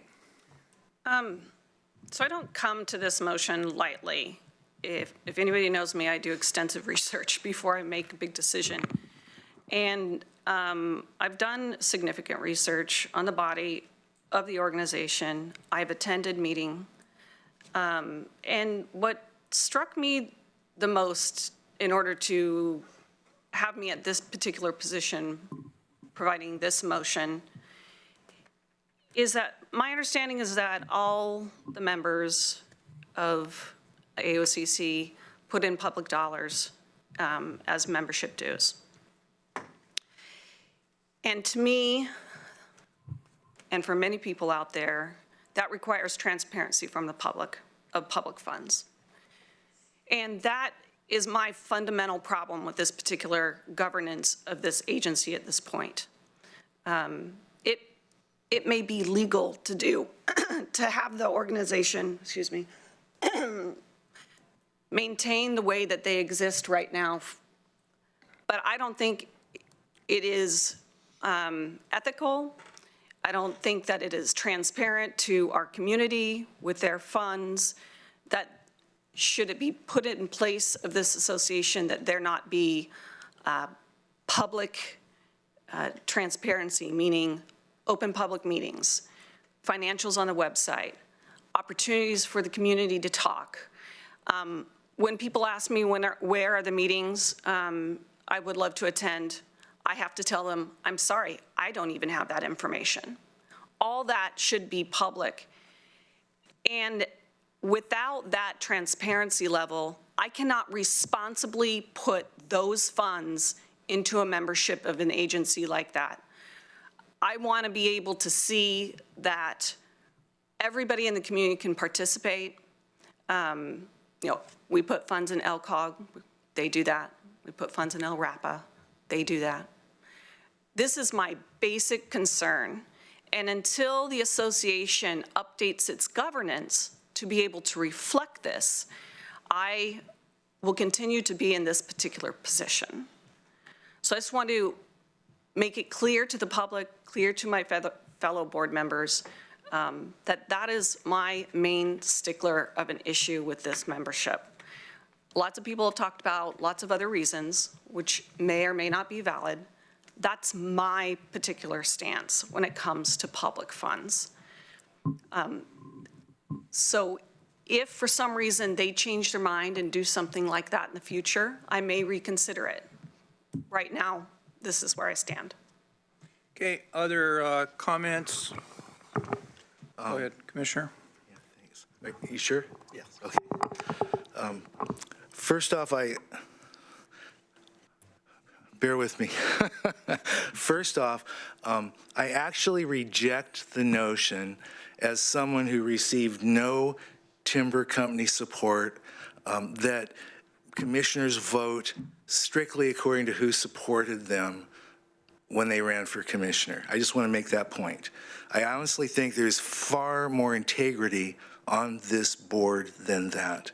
Second, I actually have been learning and agree. I may not agree with the conclusion, but I agree with virtually everything Commissioner Bozovich said, and I agree there may be times half a year from now to reassess. But for now, let me just say this. I've learned that whether Lane County stays in or leaves the Association of Oregon and California Counties, it's highly polarized, when what we really need, as I said before, is common ground and coming together, especially when you consider the following. One, Lane County will receive its formula share of timber harvest receipts regardless. Two, AOCC membership dues are a minor county cost. And three, AOCC officers have told me that whether or not Lane County stays in or not, the organization will continue with its work. So pragmatically, to me as a business guy, this is low stakes. As an elected official, though, it's very symbolic, and it's kind of a high stakes statement of values. No more, no less. And so this board needs to be transparent, so I want to explain where I'm coming from, as Commissioner Buck and Commissioner Bozovich have. First, I want the public to know that I've enjoyed and respect the AOCC representatives I've learned from, including Tim Freeman, Chris Caldwell, and Doug Robertson. They have genuinely been informative, courteous, and I hope to work with them moving forward. Second, as a business guy, I'm impressed with the mills, glulam operations, digester, and other forest products facilities I toured. My wife was impressed with the forest and farm tours she's taken, and we were grateful for the hospitality shown us. This industry is full of the kind of get-her-done people that I've spent most of my working life with. Having said that, let me also articulate a different vision. One, the kind of AOCC organization I will enthusiastically support. One, I think consistent with Commissioner Buck's remarks, a transparent organization that follows Oregon public meeting law as any entity should that's funded by tax dollars. Number two, a nonpartisan group that allows counties to choose their own representatives to the board, which I understand President Freeman has for the first time put in place, and that's a big deal. Three, a group that reflects Oregon's conservation values to preserve and expand national parks and monuments for our children and our children's children to behold with awe and wonder, as I did, my children have, and my grandchildren have. After all, national parks have been called America's best idea. Finally, and meaning absolutely no disrespect, as I think you can tell, ONC optics need some work. Too many people see it as was stated here earlier, as a secret organization that uses public funds to advance private interests. I don't agree with that. But AOCC is supported by companies whose industrial forest management practices on private lands are fundamentally different than those required on BLM ONC lands. Maybe that shouldn't matter. But as I indicated earlier, times have changed. From forest ownership to jobs in the woods, to Oregon's economy, to Oregon's climate, to the science of climate.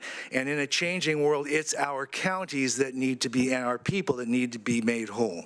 So, from my perspective, since forest products remain a significant but decreasing portion of Lane County's entire economic engine, I believe AOCC should advocate for multiple county revenue services that preserve and create good jobs. And of course, in my thinking, this includes significant timber harvests in ever more ecologically defensible ways, as increasing numbers of communities are and will be rebuilding due to devastating climate events occurring across our country. And it also means advocacy for new revenue, just like ONC support and Mr. Freeman's support for Senator Wyden's SRS replacement legislation. I've indicated earlier other areas I think advocacy could occur. And as AOCC moves toward these directions that I have just proposed, I believe it'll stay relevant, I believe it'll maintain leadership, and I'll be a strong advocate and supporter. But today, I don't see enough of this structure and direction and transparency, and with the intent of exactly what Commissioner Bozovich said, of continuing collaboration and dialogue, I am going to vote for Lane County to withdraw its membership for this year. Okay, other commissioners, let's take Commissioner Farr and me, and then we'll do another round. Okay, go ahead. Thank you. And thank you for the discussion. Thank you for the input. I'm going to vote against the motion for the $79,400 to be withdrawn. It is, of course, a very tiny amount compared to the $6.6 million that we're almost offhandedly making a change to the budget. And the reason for that is because after we had a discussion a couple of months ago regarding membership in all organizations, I believe we're coming back with a discussion regarding our membership in all organizations, including ONC Lands. I'm excited and looking forward to seeing that. I wrote down a couple of quotes from today's testimony that really ring poignant to me. One is, can the commission state the benefits of the ONC land? Well, I heard Commissioner Bozovich state benefits, and then I heard the one person who provided testimony state benefits. But really, that's a couple of voices that are drowned out by a lot of very passionate voices. Consequently, I don't think we received any absolute affirmation regarding the benefits versus the allegations that were made against ONC, against ONC's policies and practices. I think we need further discussion. Another quote, in the industrial mindset is scary. Well, the industrial mindset is scary, and it's something that we do need to address at some point in time. Tom Bowerman said that, I wrote down his quote, he was talking about prosperity not for a few, but for many. And that really is a part of the industrial mindset that we need to address as far as the county commission is concerned. What can we do to make certain that people have adequate living conditions, first of all, within our own county and then beyond? So this is all a part of the larger discussion that we really need to engage in. A third is that there has been mismanagement, misinformation, and we all want the same things. I agree. It's been clearly pointed out that there has been misinformation, there's been miscommunication, and we need to get to the heart of that through a deeper discussion that's going to be more of a balanced discussion than the type of discussion that we get that we naturally get in a public forum. Public forum attracts people who are passionate on one side or the other, not often both sides, and that's what we've been experienced so far. And then the third is the values that Commissioner Book stated regarding openness and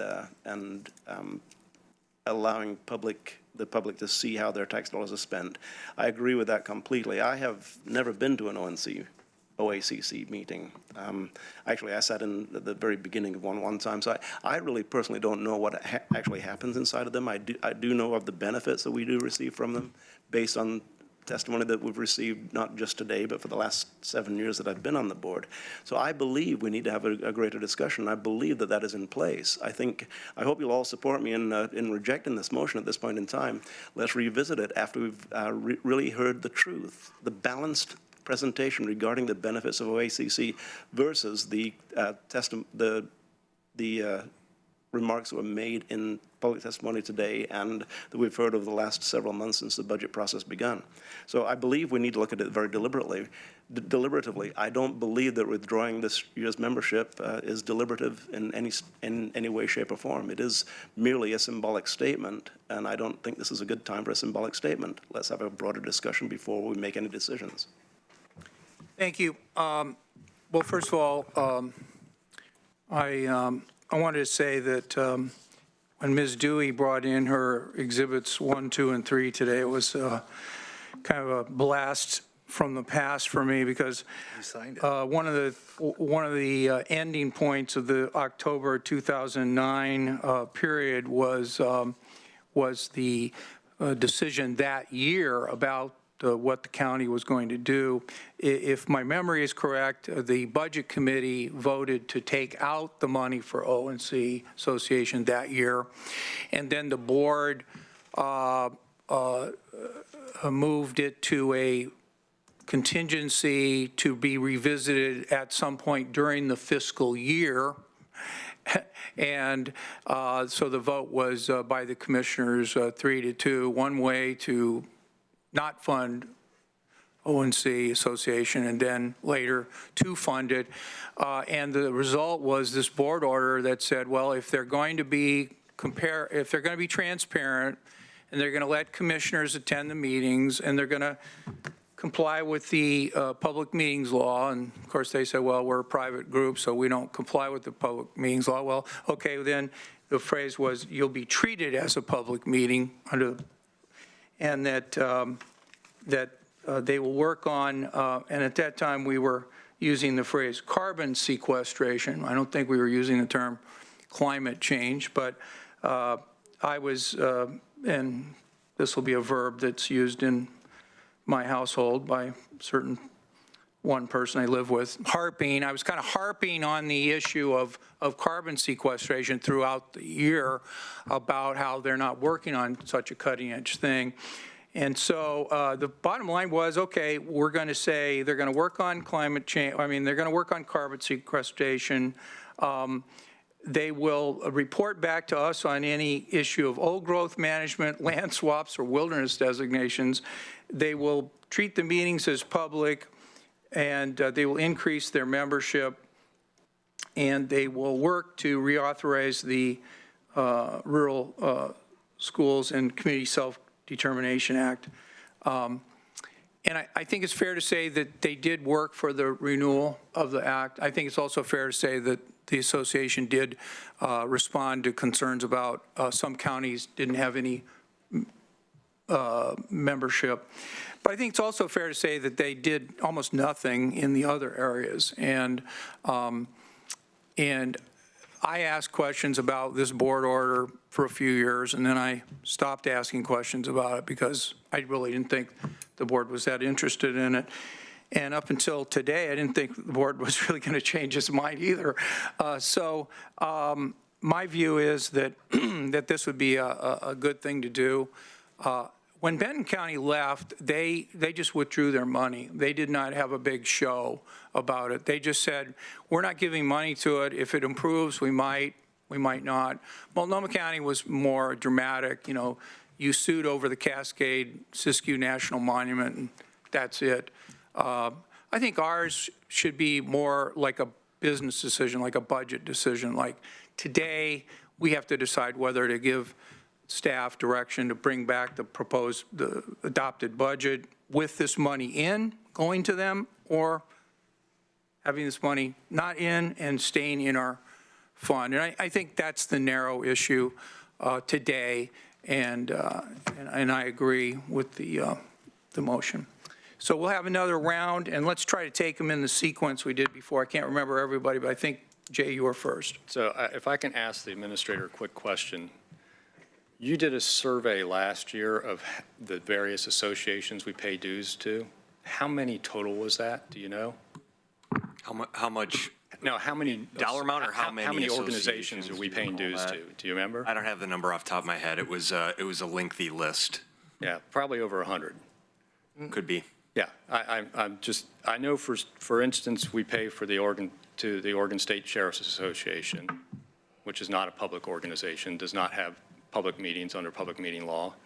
We pay for the Oregon State District Attorneys Association, similar, not a public organization, doesn't obey public meeting law.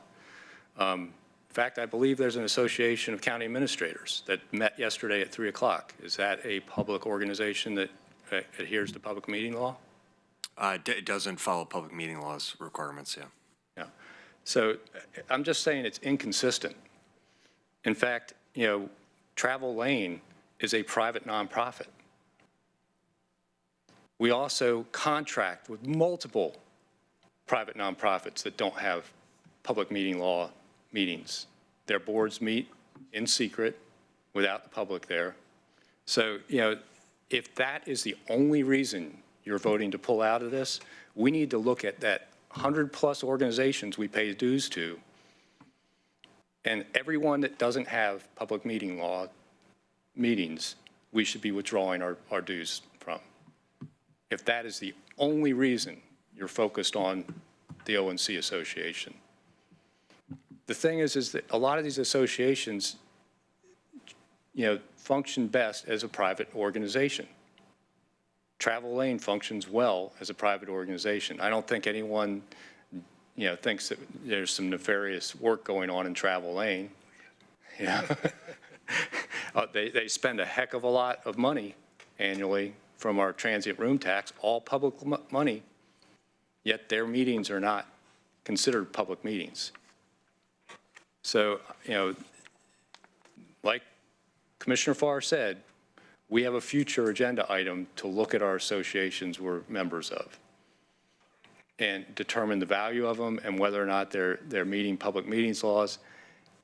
This is a rash decision being made based on a lot of public comment, which I pointed out that there's a lot of inaccuracies in that public comment. You know, how they're characterizing the Cascade-Siskiyou objections to the expansion, not the original designation, you know, has not been accurate. You know, we can work with the association, you know, on their ability to be more transparent, but if the pure reason is because they don't have public meetings under public, or even though they're private, hold meetings in accordance with public meeting law, we need to closely examine multiple organizations we're members of. And we're members of associations through our Health and Human Services staff, you know, the public health officials, you know, a lot of their meetings, you know, they discuss some pretty heady stuff about potential epidemics and all that. They may not want to have public meetings all the time, but, you know, we're paying dues. So I just want to say, if we're going to go down this road of every organization that does not hold a public meeting, we need to pull the dues from. We need to look at the entire list. Okay, who was next in the sequence? Was it Commissioner Buck? Yeah, you were next. I've said what I need to say. Okay, Pat. Thank you, Pete. You know, I think a more deliberative process is what we owe both this organization and any other organization that we discuss regarding our membership or not our non-membership. We've heard impassioned testimony from a repeat group of people, a relatively small group of people compared to the 350,000 or so people that live in Lane County. And we have heard some challenging of the accuracy of some of the information that's been presented. We owe it to the people who presented the information to respond to that, the allegation that they're not telling the truth. We owe it to ONC to respond to the allegation that they're not open. We owe it to the people of Lane County to make sure that we're making the right decision regarding taxpayer money. Now, we're making a decision for $6.6 million. That's 83 times, a little over 83 times the amount of money that we're talking about right now. And we kind of offhandedly said it was a tiny part of our budget. So the 79.4 is, you know, If 6.6 million is tiny, what is 79.4? And it's 1/83rd of that. So we owe it to the organization, we owe it to the people who have provided testimony to make sure that they are telling the truth, that the truth is laid on the table before we make a decision, what could be a far-reaching decision regarding our membership in this organization or any other organization for that matter.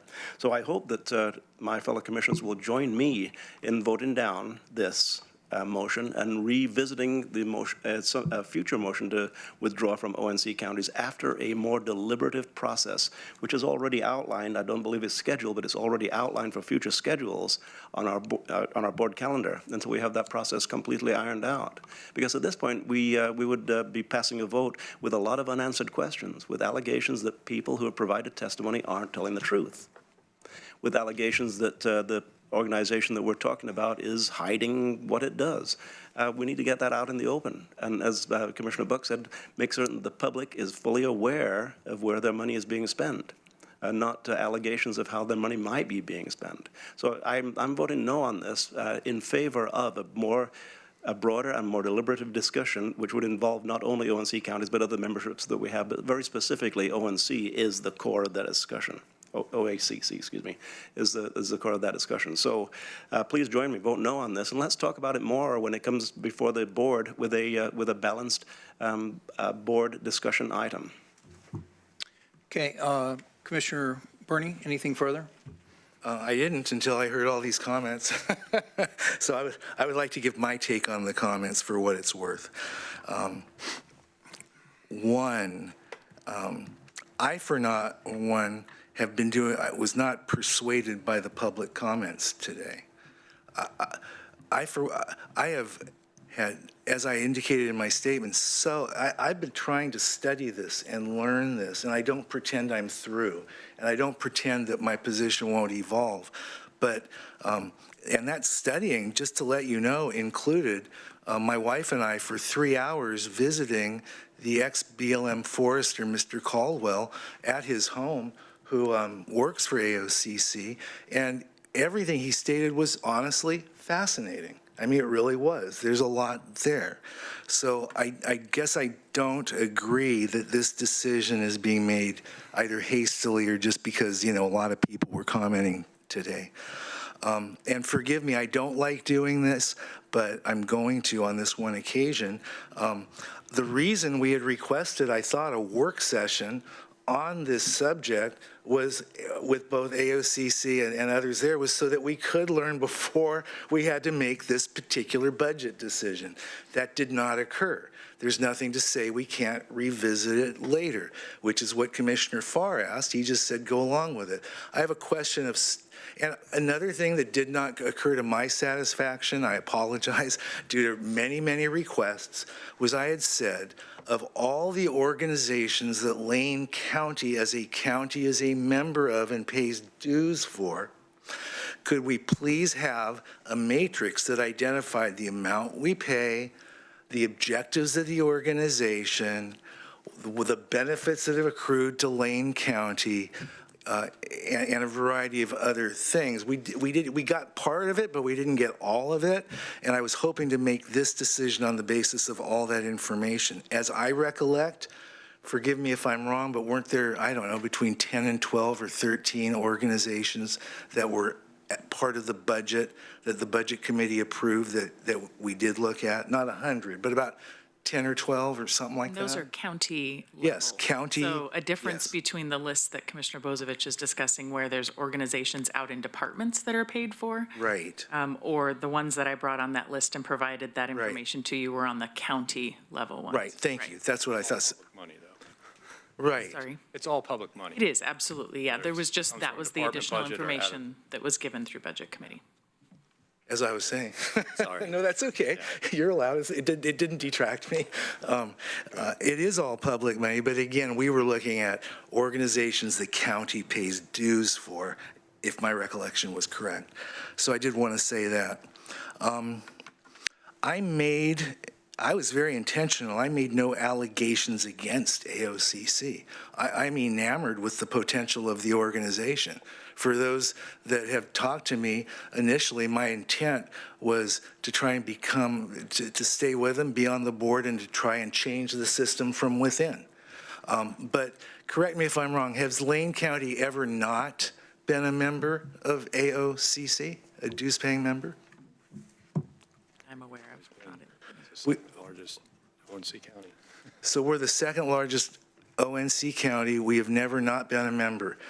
I think a vote, which can always be revisited as changes are made, to withdraw might prompt a lot of attention and incent a discussion and dialogue of how we can bridge some of these gaps. So I've studied it. I'm not anti-anything. I'm not persuaded by the last bit of testimony without doing a lot of my own due diligence. I'm not saying I'm right, but I am sharing that with integrity, this is the way I'm going to vote, as I indicated. Okay, well, I'll just say, that the budget brings out lots of policy issues, and yet ultimately it is a document wherein we allocate taxes and fees that we're given and try to figure out how much we're getting in any one year, and then we try to figure out where to spend the money. And I agree with the motion, and at this time, I'll call for a vote on the motion. And all in favor, please say aye. Aye. Opposed, say no. No. Mr. Chair, before I make my vote, Yep. I'm considering voting yes. And if I do vote yes, it will be in order to have the right to revisit this at the next board meeting, to ask for to bring it back onto the table at the next board meeting. Yeah, we're My going to is vote. yes. Yeah, okay, your vote is yes. So the vote is 4-1. Commissioner Bozovich voting no. Next week, we will bring this up for our adoption vote of the Board of Commissioners. We'll be voting on the staff recommendations that will be incorporated into the budget and the adopted budget, proposed adopted budget, and this change, and the change that we just made. And I think we've concluded our work session on the budget. Is there anything further? No. Nothing further? Okay, we'll see you next week. Ms. Moody, thank you so much for your hard work. And now we will call on our friends on item 9A. This is a work session and update on the City of Eugene Urban Reserves Planning Project. Lindsay Eichner, Senior Planner with Lane County, and Rebecca Gershow, did I pronounce your name right? Yeah. Gershow. Rebecca Gershow, who is a Senior Planner with the City of Eugene. We set this up for a time certain at 11 o'clock. I'm sorry that we're 6 minutes late, but I want to welcome all of you. And Ms. Eichner, I think you should introduce the other people here as well, so that the board and public are following this, and then please go ahead with your introductory comments. Good morning, Chair, Commissioners. I'm Lindsay Eichner from the Planning Department. And with us today, we have Terry Harding, who's the Principal Planner for the City of Eugene, and Rebecca Gershow, who's the Project Manager for the Eugene Urban Reserves Project. I also wanted to mention that they have invited me to be on their project management team, and I've attended the majority of those meetings, so we're actively involved and participating in this project. I'm going to hand it over to city staff to do the majority of the presentation, and we'll all be available for questions at the end. Thank you. Thank you, Lindsay.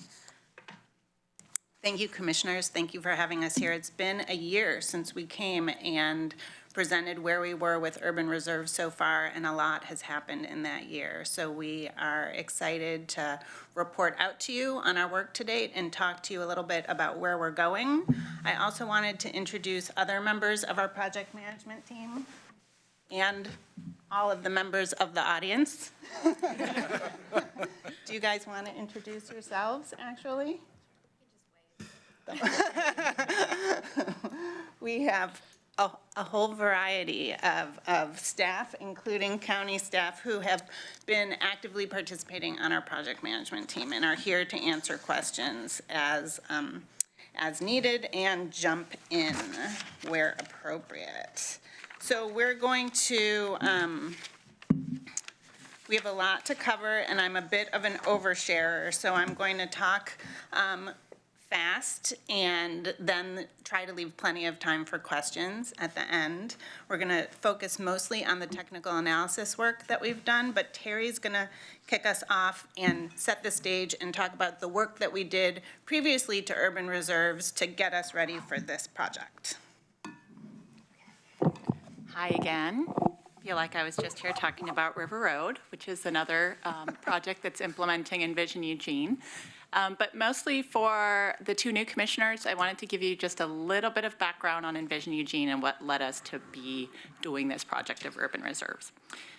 So originally, Envision Eugene was about setting a new urban growth boundary for the city of Eugene and also a community vision. That work resulted in the 7 pillars that are on the screen, and you can think of them as values for guiding growth within the city.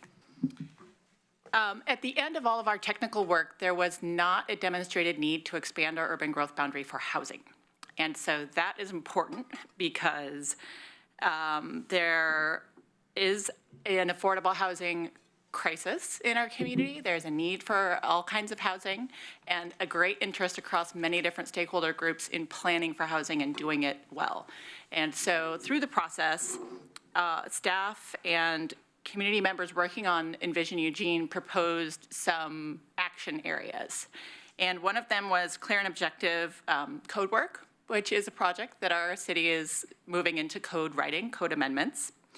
The second project that came out of that was growth monitoring, and that is a project that Heather O'Donnell is leading, which is building a new database and a system to monitor growth from every angle in the city to test our assumptions and measure really whether we're growing faster than we had originally thought or if we need to adjust any of our strategies. And then the third area was planning for urban reserves, which Rebecca will get into a lot of detail, but I wanted to just remind you of that history that was put together in 2015. We ended up adopting the urban growth boundary in summer, January, I keep reading January, summer 2017, but it did get acknowledged by the state in January 2018. And so that is when Rebecca started work with us, and we launched the heavy-duty work on urban reserves. But the history of this project actually goes back to decisions made by both you as a board and the Eugene City Council in 2015. So if you have any questions about that, I'm happy to answer them, maybe at the end. Okay. So as a refresher, and for a new commissioner, urban reserves, what are they? So urban reserves is a land designation. It designates land outside of the urban growth boundary that can then be considered a first priority if Eugene needs to expand beyond our urban growth boundary to meet the needs of our growing population, 30 to 50 years beyond today, or 10 to 30 years beyond our urban growth boundary. So that's a key piece, is that the state allows us a range of urban reserve sizes. So decision makers get to determine at the end how large they would like urban reserves to be, whether we want to plan for 30 years or 50 years of growth for Eugene. Another key goal is for urban reserves to provide cost-efficient provision of services, public facilities and services when land is then brought into the UGB. And also to provide more certainty for landowners, service providers, and local jurisdictions. So we know generally those areas where we will be expanding into the future. So as Terry talked about, housing supply and affordability is a critical issue in our community. That's a key reason of why we're doing this now. I believe we touched on most of these things. We received direction from both the council and the Board of Commissioners to work on urban reserves planning. And we're timing it so that we're coordinating with our growth monitoring program, so that urban reserves will be in place when council looks at our first growth monitoring report and determines whether it's appropriate for us to consider expanding our urban growth boundary. And that, we believe, will be happening in January of 2021. Urban reserves also are important because they will give us more and better options to grow our community into than the typical way of doing things. So here's the other reason why we're doing this work is because our area is continuing to grow. So this graph shows our UGB planning period. That's the blue line. That was from 2012 to 2032. And then the urban reserves planning period is the green line, from 2032 to 2062. It's showing how Eugene is projected to be growing during both of those times. So there's approximately 34,000 additional folks we're planning for within our urban growth boundary planning period, and then an additional almost 49,000 people up through 2062 that we're planning for with urban reserves. So here is our timeline. Back when we came, and talked to you last year, we were in our project initiation phase. We shared with you our project charter and our public involvement plan and laid out our plans for the project. Where we are right now is completing our technical analysis phase. This graphic also shows the project's major phases in the middle there, with project committees, planning commission, council, and board of commissioner meetings along the bottom, and then other public engagement opportunities along the top. It includes a variety of different ways for the public to weigh in on the project. And a few of the other things that I wanted to point out is that we're giving this project update today. At the end of our technical analysis, we're already moving into our option development phase. We're going to be coming back to you with work sessions previous to a final proposal, but our deadline to you is in January to come and present a proposal for urban reserves in January. At that point, if we have an agreed upon proposal by the county and the city, then we'll be moving forward with the formal adoption package. And we will have that completed by the following year. So I wanted to just spend a couple minutes sharing about some of the committees that we're working with. The Envision Eugene Technical Advisory Committee is the key group that we have been meeting with monthly. They are appointed by the city manager last August. There are 13 folks. They represent different groups and the individuals. We have one representative from the county serving on the committee. They've met 9 times, and they're reviewing our technical information that we're using to inform our policy decisions. They're also working on growth monitoring. So far, most of their work has been urban reserves, but they're starting to focus on our growth monitoring work as well. So they are a key piece in our decision-making. We also have been working with service providers. Like I said, service provision is a key component of urban reserves. The working group is including folks from inside the urban growth boundary and service providers from the county outside the urban growth boundary. They are people representing service providers, including wastewater, water, electric, parks, transportation, stormwater, fire protection. The county is an active participant in those meetings, as well as EWEB, MWMC, Eugene Springfield Fire, Lane Fire, a whole host of other service providers. So currently, or over the last few months, what they have been working on is evaluating service provision in our study area and giving us really high-level cost estimates. It will be one of the key pieces of evaluating decisions of whether it makes sense or where it makes sense for urban reserves. In the future, they will be helping us develop IGAs for the specific areas that we're proposing urban reserves.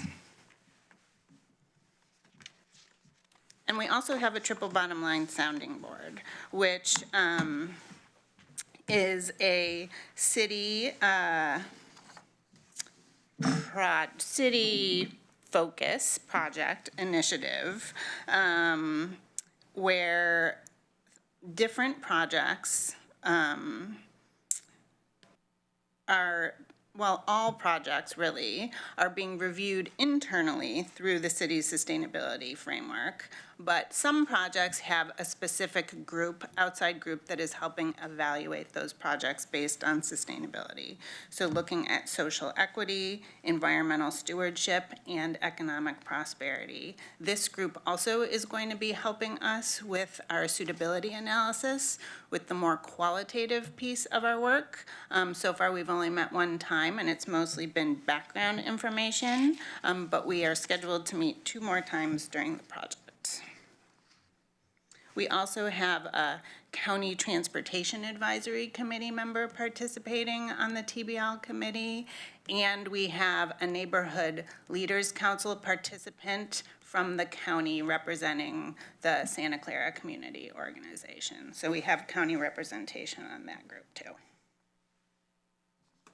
So the urban reserves process is tightly controlled by state law due to the fact that it provides first priority land that cities can expand their urban growth boundaries into. So this is a very summarized version of how we're organizing our analysis and our decision making based on the state framework.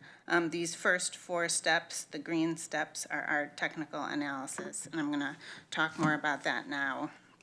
And we've started working on step 5, and step 6 is where we're headed. So first, what we did was established a study area for urban reserves. That black line is Eugene's urban growth boundary. The blue dashed line is the Metro Plan, and the red line is the urban reserve study area line. So not to spend too long on this, but it's similar to our UGB study area, but about twice as big.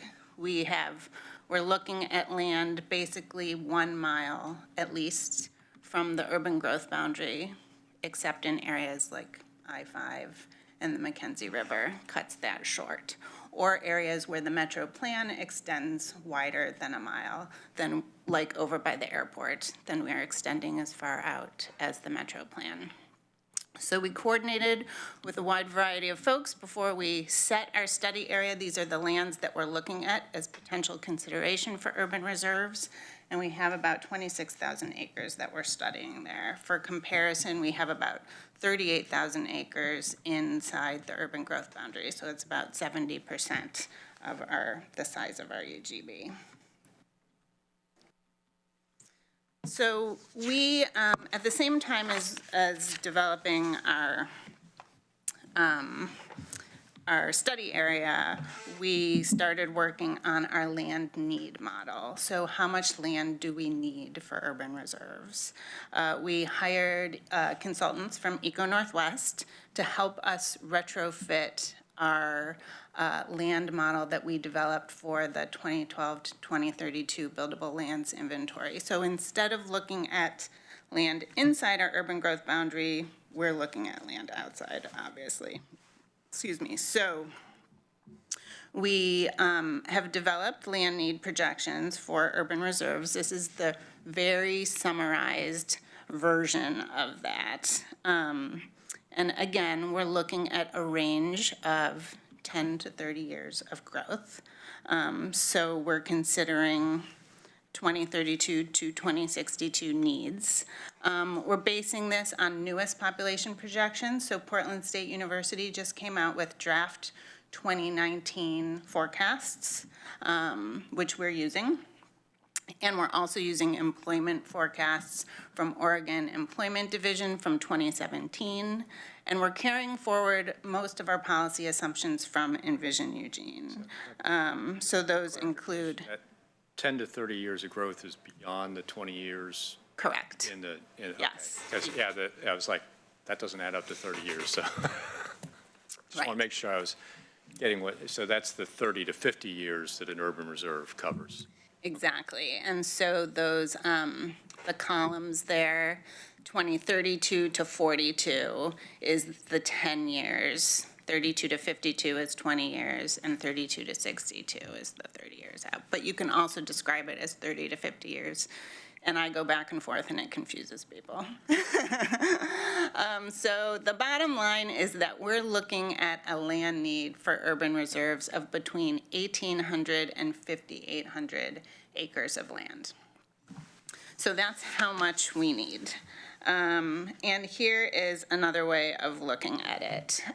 We call this our policy dial. It shows the range of options, and it shows that if we're planning for a 10-year urban reserve, it's about 1,800 acres, and we're serving the needs of 16,000 additional folks. 20 years, 3,700 acres. In 2052, we would be expecting 32,000 new people based on these 2019 PSU estimates. And in 30 years, our land need increases to about 5,800 acres to accommodate the growth of 49,000 new folks. So that's the need. Then the question is, where is the suitable land in our study area? Which land is developable in the study area, and to what degree? The state gives us a definition of developable land, and we have worked on developing a land supply model with our GIS analyst guru extraordinaire, who has created this way of categorizing the land in our study area so that we can set aside the protected and committed and already developed land as land that we're not showing as having future urbanizable capacity, so that we can focus our attention on the partially vacant and undeveloped land. So this is how we're organizing it. And this is a list of the protected land that we're including. We are reserving this land to protect natural resources or to prevent the impact of natural hazards, and therefore we're assigning these types of lands no development capacity. So we have it split up generally into natural resource land on the top and natural hazard land on the bottom. Hazards include 100-year floodplain, high-risk landslide areas, and prohibitively steep slopes, so slopes in excess of 30%. We're also removing from consideration for our capacity analysis committed land. So committed land includes public and other land that has no development potential. for housing or jobs because they're committed to other uses for the foreseeable future. So parks and open spaces, school properties, utility properties, the airport, cemeteries, rights-of-way, streets, sidewalks, BPA, power lines, those types of things. So this in green shows the protected and committed land together. So we're removing these lands from consideration. That's the airport and Spencer Butte. That's LCC and the BPA substation. That's 100-year floodplain. So lands like that we're not looking at. We're not considering directing. Well, we want to try to get you guys to finish your presentation before we start asking questions, and the momentum's building up here. Good, The good. excitement is building. That's the goal. So here are the rolled up numbers, since the excitement is building. So of the protected and committed lands and the developed land, we're removing from that study area about 15,000 acres of land. So about 58% of the land in the study area is off the table. On this map, we're showing it as gray. So gray, we're not looking at anymore for urbanization. The blue is the partially vacant, and the yellow is the undeveloped. So like I say there, that's about 42% left, or about 11,000 acres of land where we're focusing our study.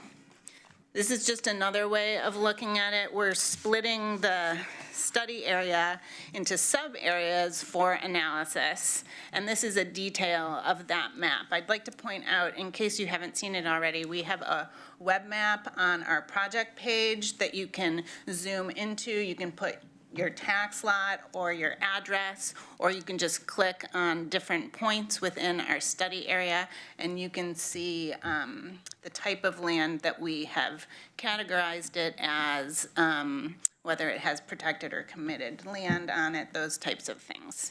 So this is just a detail.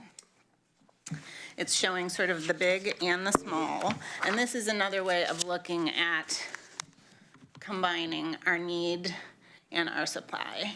And again, looking at, this is sort of the ratio of developable land and how it is split for our land need for residential, public, and employment, comparing a smaller urban reserves with a larger urban reserves.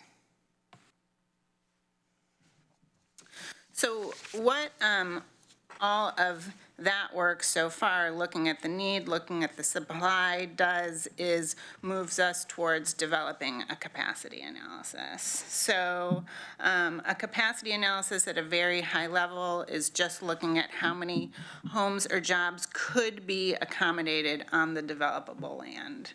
It's not a regulatory function in any way.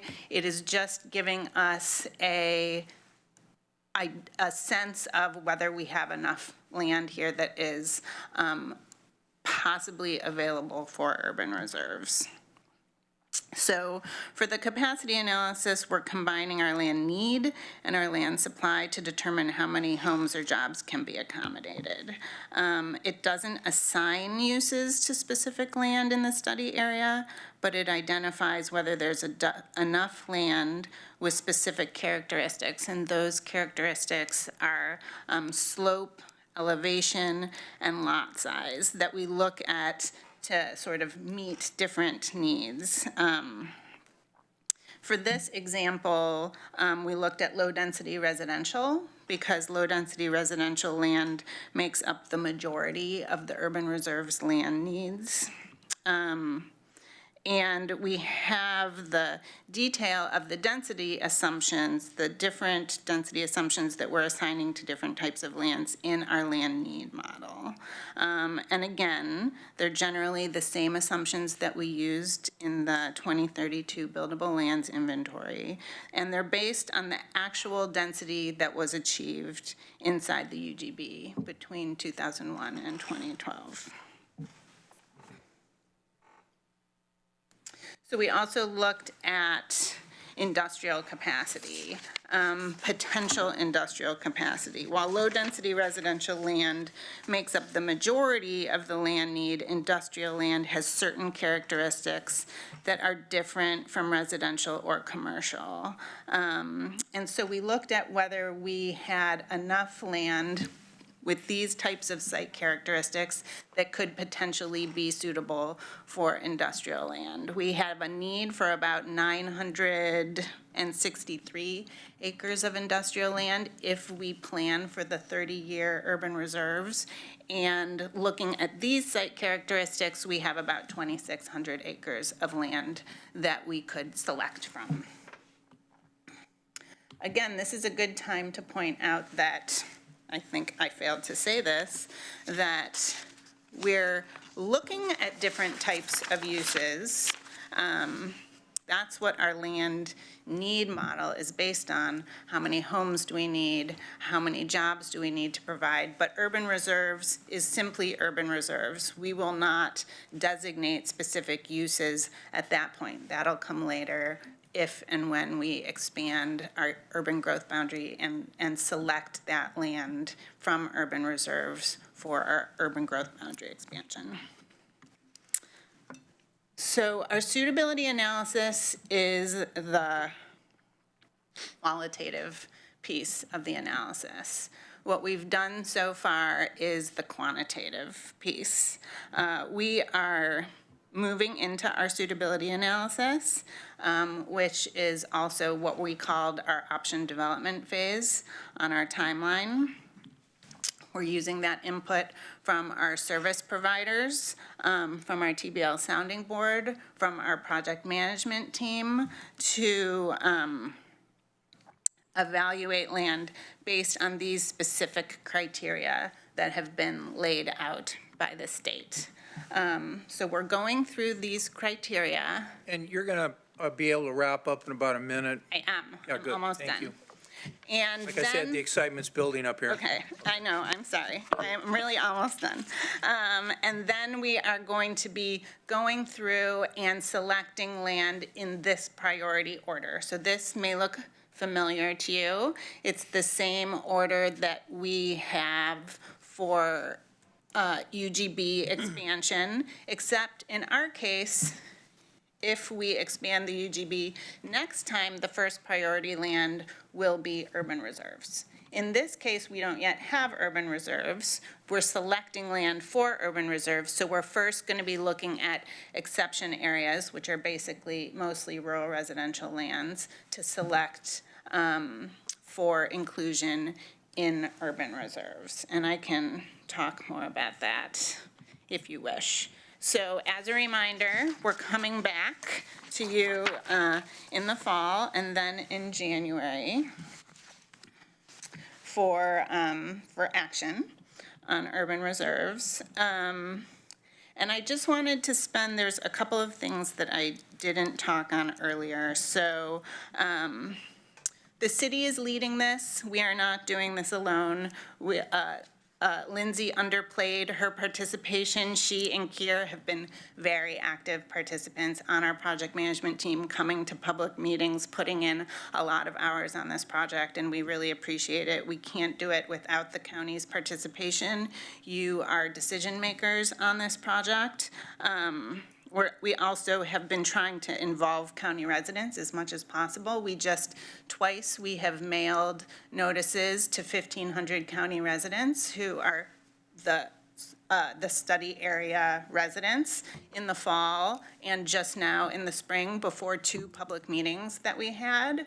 We had about 150 participants at the first one, 125 participants last week. So we've been working closely with folks in trying to bring in county residents as much as possible. And I could go on, but I will stop and let you ask questions. All right, we'll be asking questions. Commissioner Barr and then Commissioner Bozevich. Thank you, Mr. Chair. I'm going to really restrict this. I've been around this a long time. There aren't enough hours in the day to accommodate my questions. So I will state this. Ms. Gershaw, welcome to the show. You've been with the city how long? A year and a half. Year and a half. And I'm going to make some quotes from October of 2010 in a few moments here. But this has been going on for a long time. And at some point, as we went through the Envision Eugene process, we determined, I say we, the people of Lane County, determined that we didn't need any more residential land outside of the existing urban growth boundary. And we as a Board of County Commissioners, and also another hat that we wear, we as the Board of Homes for Good, I kind of have to address resident responses to the densification that is occurring inside of the existing urban growth boundary. And Mr. Jerome, we talked about the product on the shelf years ago. I remember talking about the product on the shelf, and that we didn't really have to designate what the product was. We just have to have a product on the shelf, which is our existing supply inside the urban growth boundary that will provide for a 20-year supply of land. Some of that supply is on steep slope, some of it is on duplex lots, some of it's in a lot of it's in the south hills of Eugene, much of which is very, very expensive to build on. Very expensive. I mean, so you've got to be pretty darn rich to even break ground on much of the existing land inside of the current urban growth boundary. So my point there is that I'm really excited that we're moving forward with the urban reserve. It's going to make it a lot easier next time some future city council that embarks on a future Envision Eugene, sometime in the next 40 or 50 years, that it'll be a little bit easier. But I've got a few things to point out. It's been a remarkably slow process. Quotes of the day from October 14th, 2010. Now, 2010, that was 15 years after I first became a Eugene City Councilor, but it was 9 years ago, around 9 years ago now. And some of the quotes are, we could end up being a community that is mainly multifamily housing units. That was in 2010. And by and large, we're kind of moving toward that as we look at developing land in the River Road area, for instance. I personally come under fire extensively for the Echo development, which is on Hatton Street, under fire because it didn't accommodate for the parking for the people who live there. So people are parking outside of the urban growth boundary in county driveways and in county lawns and et cetera. So by accommodating incredibly dense growth inside of the city, we haven't always paid attention to the adjacencies. And we're doing the same thing right now with another piece of land in the River Road area that is going to be developed by the same company, by Evergreen, I believe, is going to be developing that. So it's frightening that while we have told the people of the city of Eugene that they have told us they don't want to expand the urban growth boundary, every time we try to densify inside of the existing urban growth boundary, it meets with extensive opposition. And after the development occurs, we have years and years and years of reverberation, of a response from the people who are adjacent to where the development has occurred if we have done the development improperly. Now, adding Echo apartments on Hatton with so few parking spaces, this is a part of the general discussion regarding Envision Eugene, by the way, with so few parking spaces, has had a tremendous impact on the people who live in adjacent to it. The city of Eugene has not done a very good job of looking down the road and looking around in concentric circles around where the development is happening in order to accommodate what is going to be a tremendous backlash from the people who are daily affected by the dense urban growth that occurs inside of the existing urban growth boundary. Now, right now, we have 20 years of residential land inside the existing urban growth boundary. That's a correct statement, right? We have enough land to accommodate 20 years. That's our active assumption, although you're familiar with the monitoring I've always work. disagreed with that, and anybody, Heather, you know I've disagreed. Robin, you know I've disagreed. Emily, you know I've disagreed. Sarah, you know I've disagreed with that. Because really, in fact, we have to not just look at the product on the shelf. We have to actually look at the marketability of the product on the shelf, and is it going to be used? You know, and it's, you know, we're in a dilemma. We're already. People in the audience today were asking for a housing emergency. We have a housing emergency, so how can we have that much land that's ready for us to build?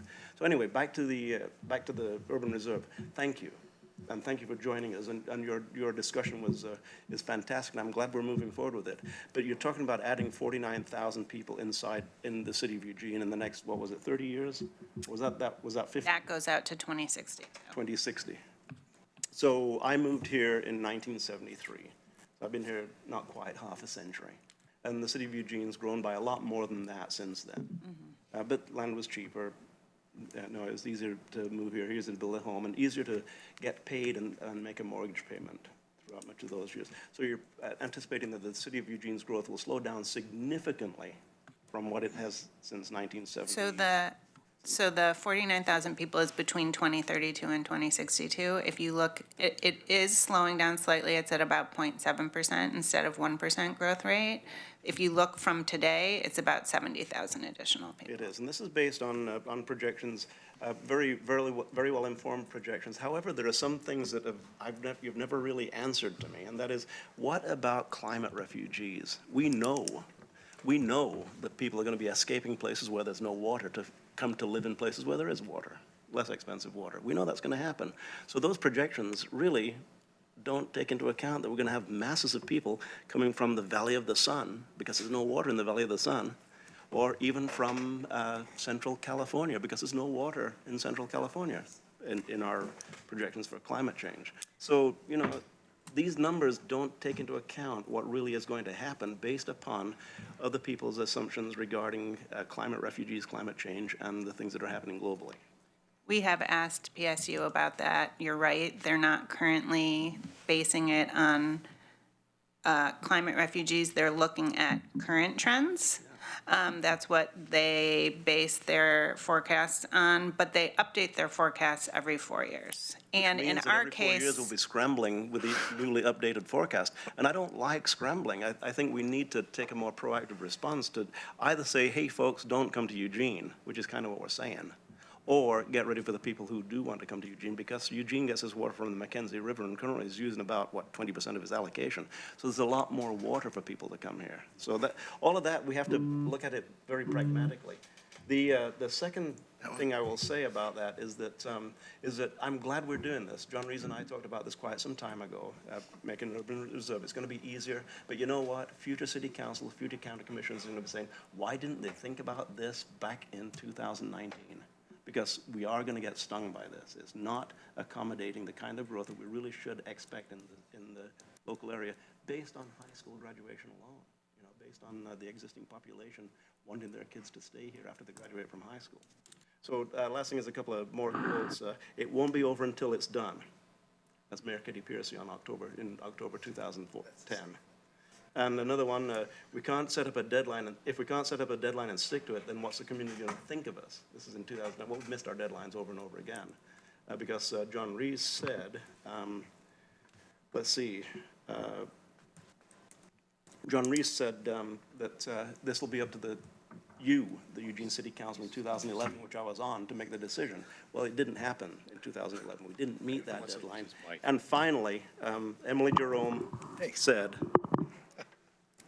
in 2011, October 14th, 2014, this is going to be a heck of an ordinance. Well, this is a heck of a project, and really, I'm pointing out the flaws in it. I think you're doing a great job with the studies that you've done, but I do firmly believe you're missing a lot, and future elective bodies, future people here in our own Valley of the Sun are going to say, why didn't they think about this when they were really planning this back in 2019? Okay, Mr. Bozovich. Thank you. So I'm going to lead with my recommendation, and I'll finish with it also, which is you must use the 50-year projection and do the urban reserves based on the 50 years. And I think Commissioner Farr just made an eloquent maybe you heard it. Yeah. Eloquent argument for, you know, how unpredictable that growth is. And if we're going to go through this exercise, let's go through it for the largest amount of land we can and see how we grow into that, rather than repeating this exercise in 10 years when we use up the 30-year projection. So 50 years. I'll state that right now. You know, in 17 to 18, the fastest growing area of Lane County besides Coburg, which had, you know, that's so small it's easy to have a high % growth, was unincorporated Lane County. 2% growth rate. Inside incorporated cities was only 9/10. That is exactly opposite of what we want to do under our statewide planning goals. And that's happening because we haven't really been expanding fast enough with our residential lands in our urban areas. We're driving people into the countryside looking for lower cost. And if you look at where some of our fastest growing cities over the last 20 years have been, it's Veneta, Crestwell, and Junction City, not Eugene, which says we're adding to vehicle miles traveled because the employment centers are in Eugene, Springfield. So this is so critical to get right and do it right. And I'm used to planning 50, 100-year horizons. You know, when I was looking at water rights for EWEB, it was 100 years. So 50 is, and as we looked at our courthouse, we were looking at a 60-year horizon for caseload and at least 100 years for life of the building. So why would we look less than 50 for this? You know, that's just, you know, right off the top of that. Couple big questions I have. The McKenzie area you had named up there is mostly set aside as unavailable because it's the old Eugene and Wildish pits. They're played out.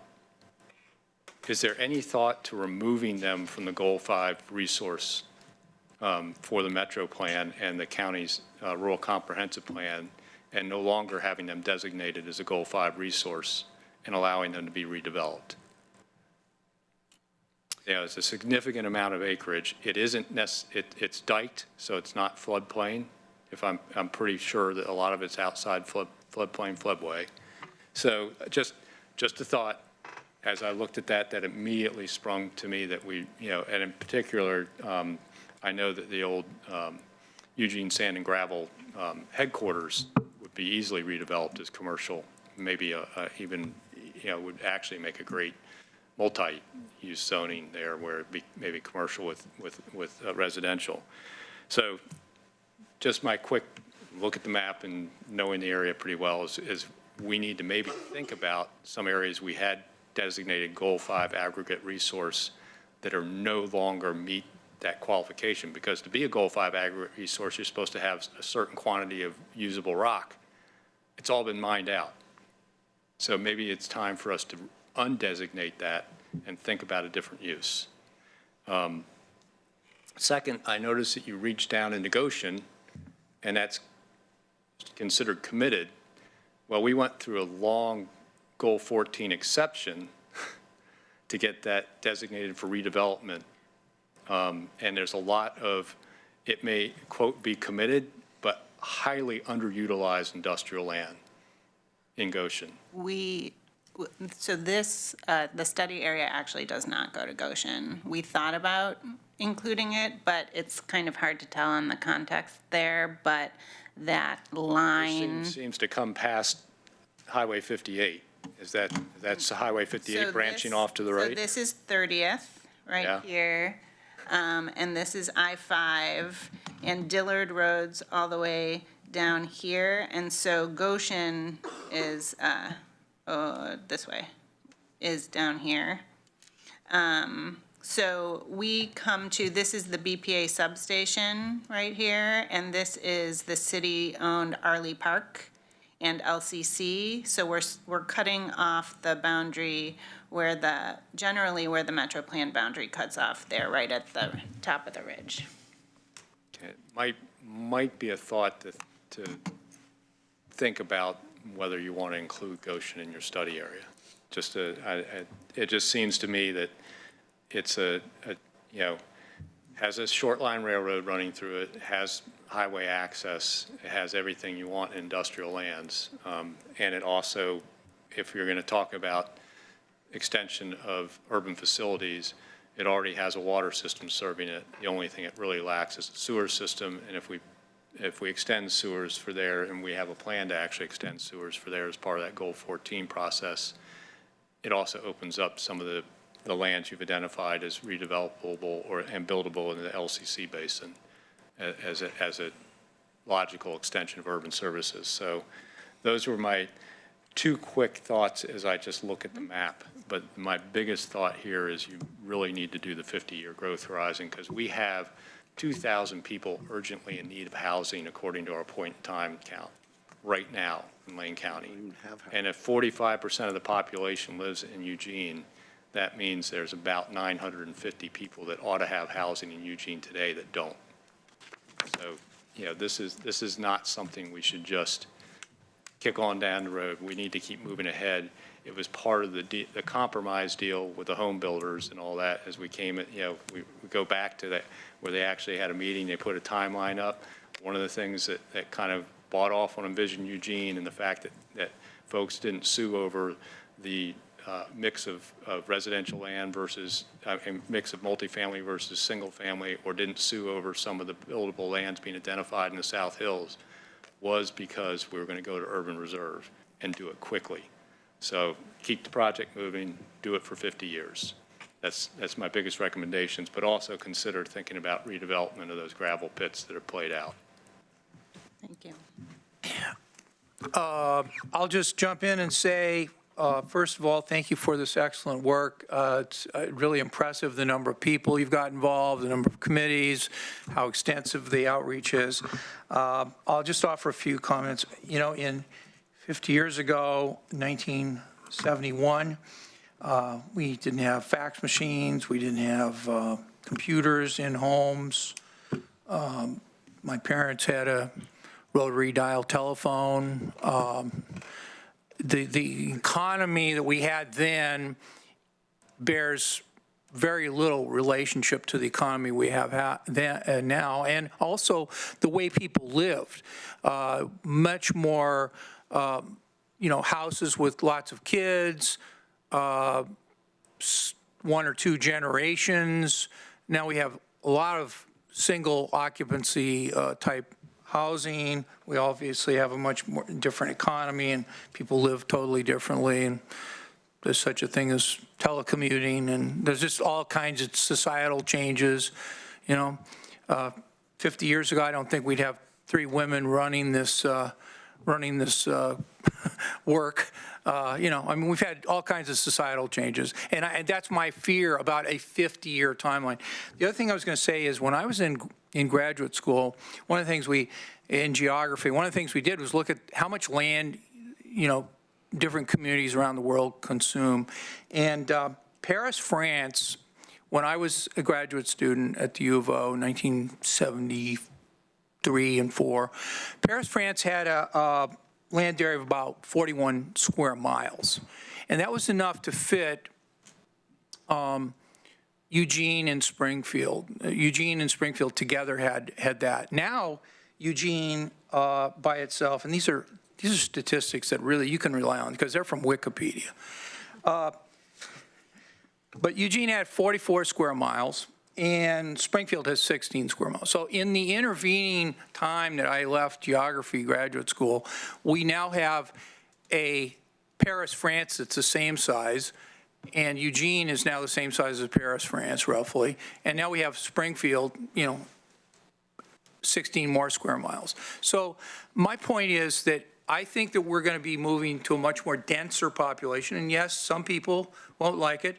People on Friendly Street don't like the densification on Friendly Street. I get it that people don't like densification, but I think the quality of our life is helped by having high quality, low cost, and definitely different types of family units housing within a confined space. So I do not like the idea that we're going to look so far out in the future and that everything's going to be the way it is now with limited resources, maybe climate refugees, things that Portland State's demographers aren't really measuring yet.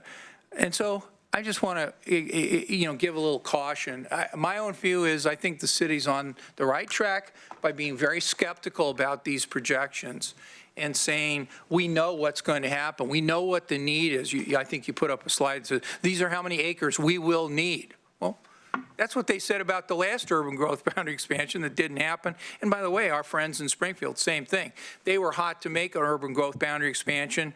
They were studying the daylights out of it to try to convince themselves and LCDC to allow them to do it.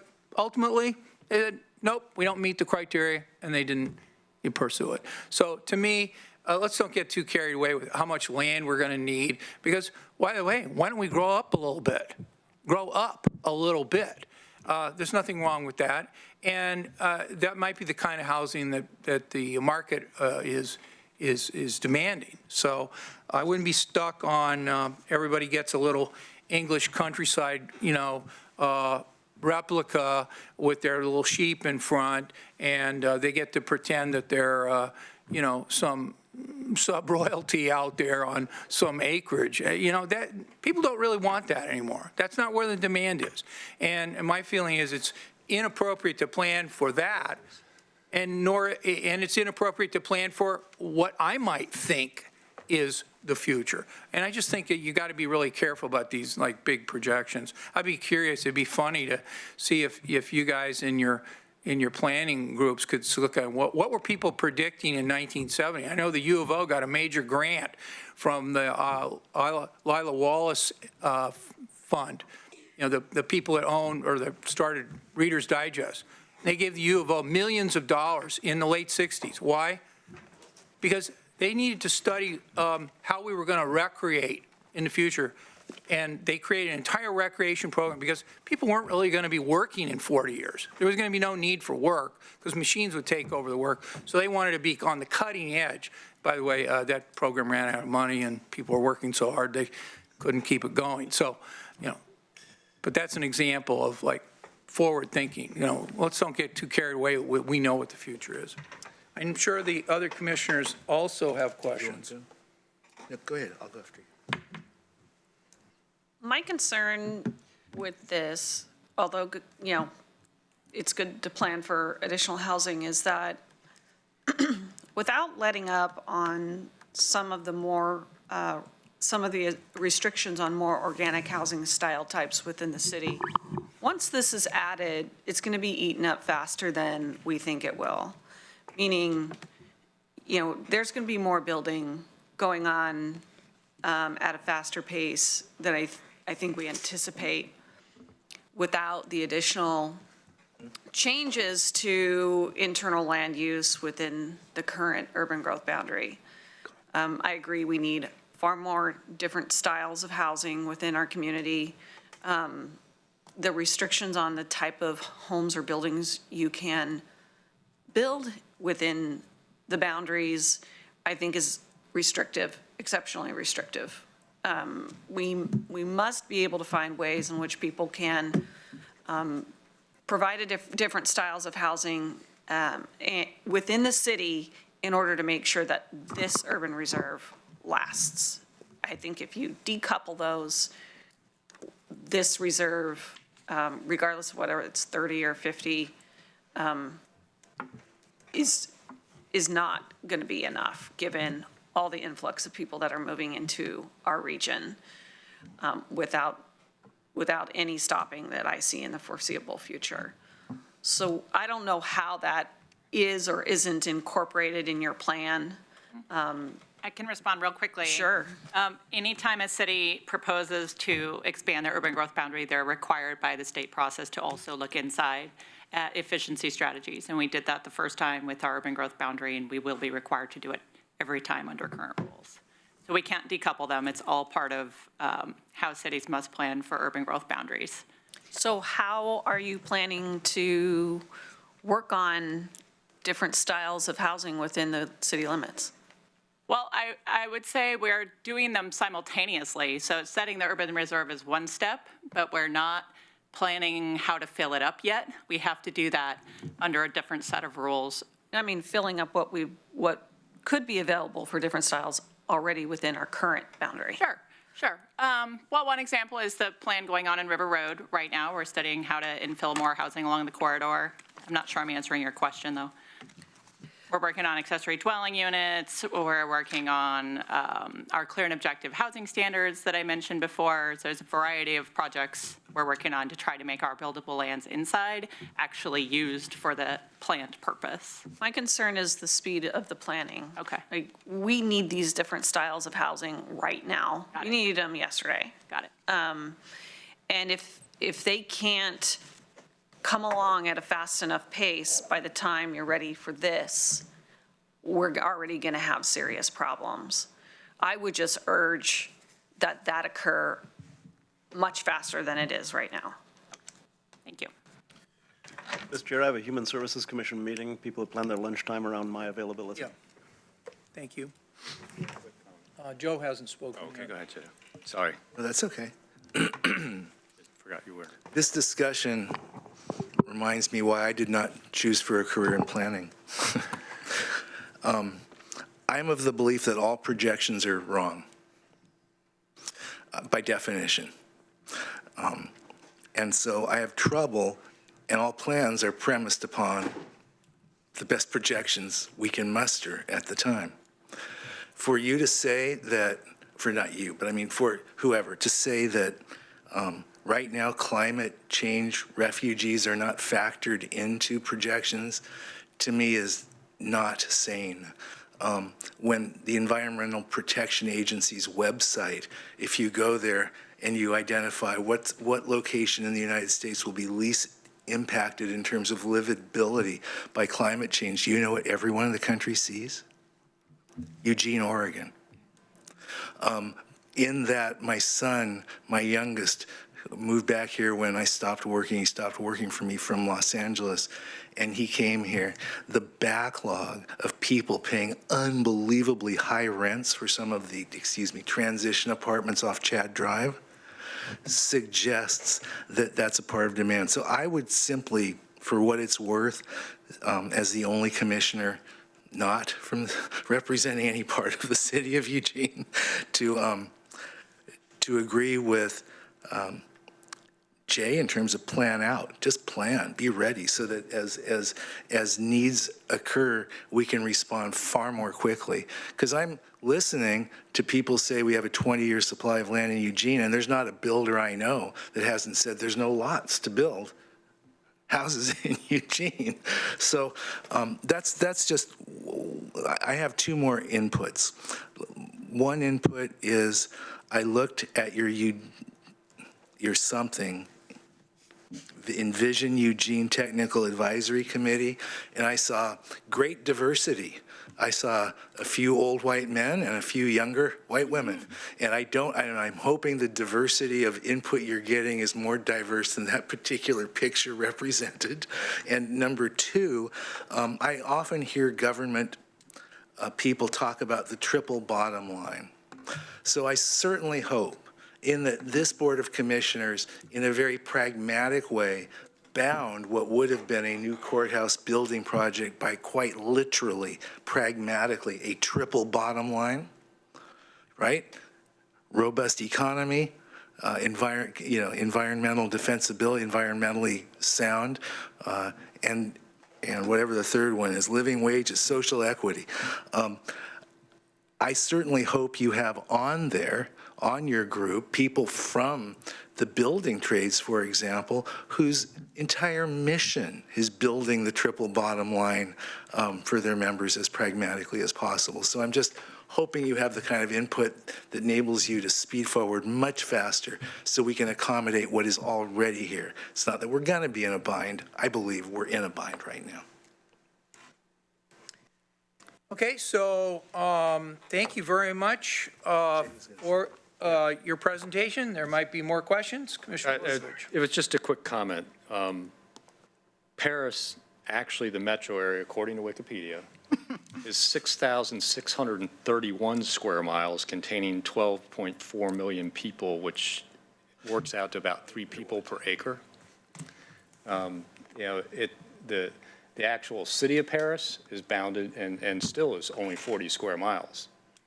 But it is the largest urban area in the European Union. So, just so you know.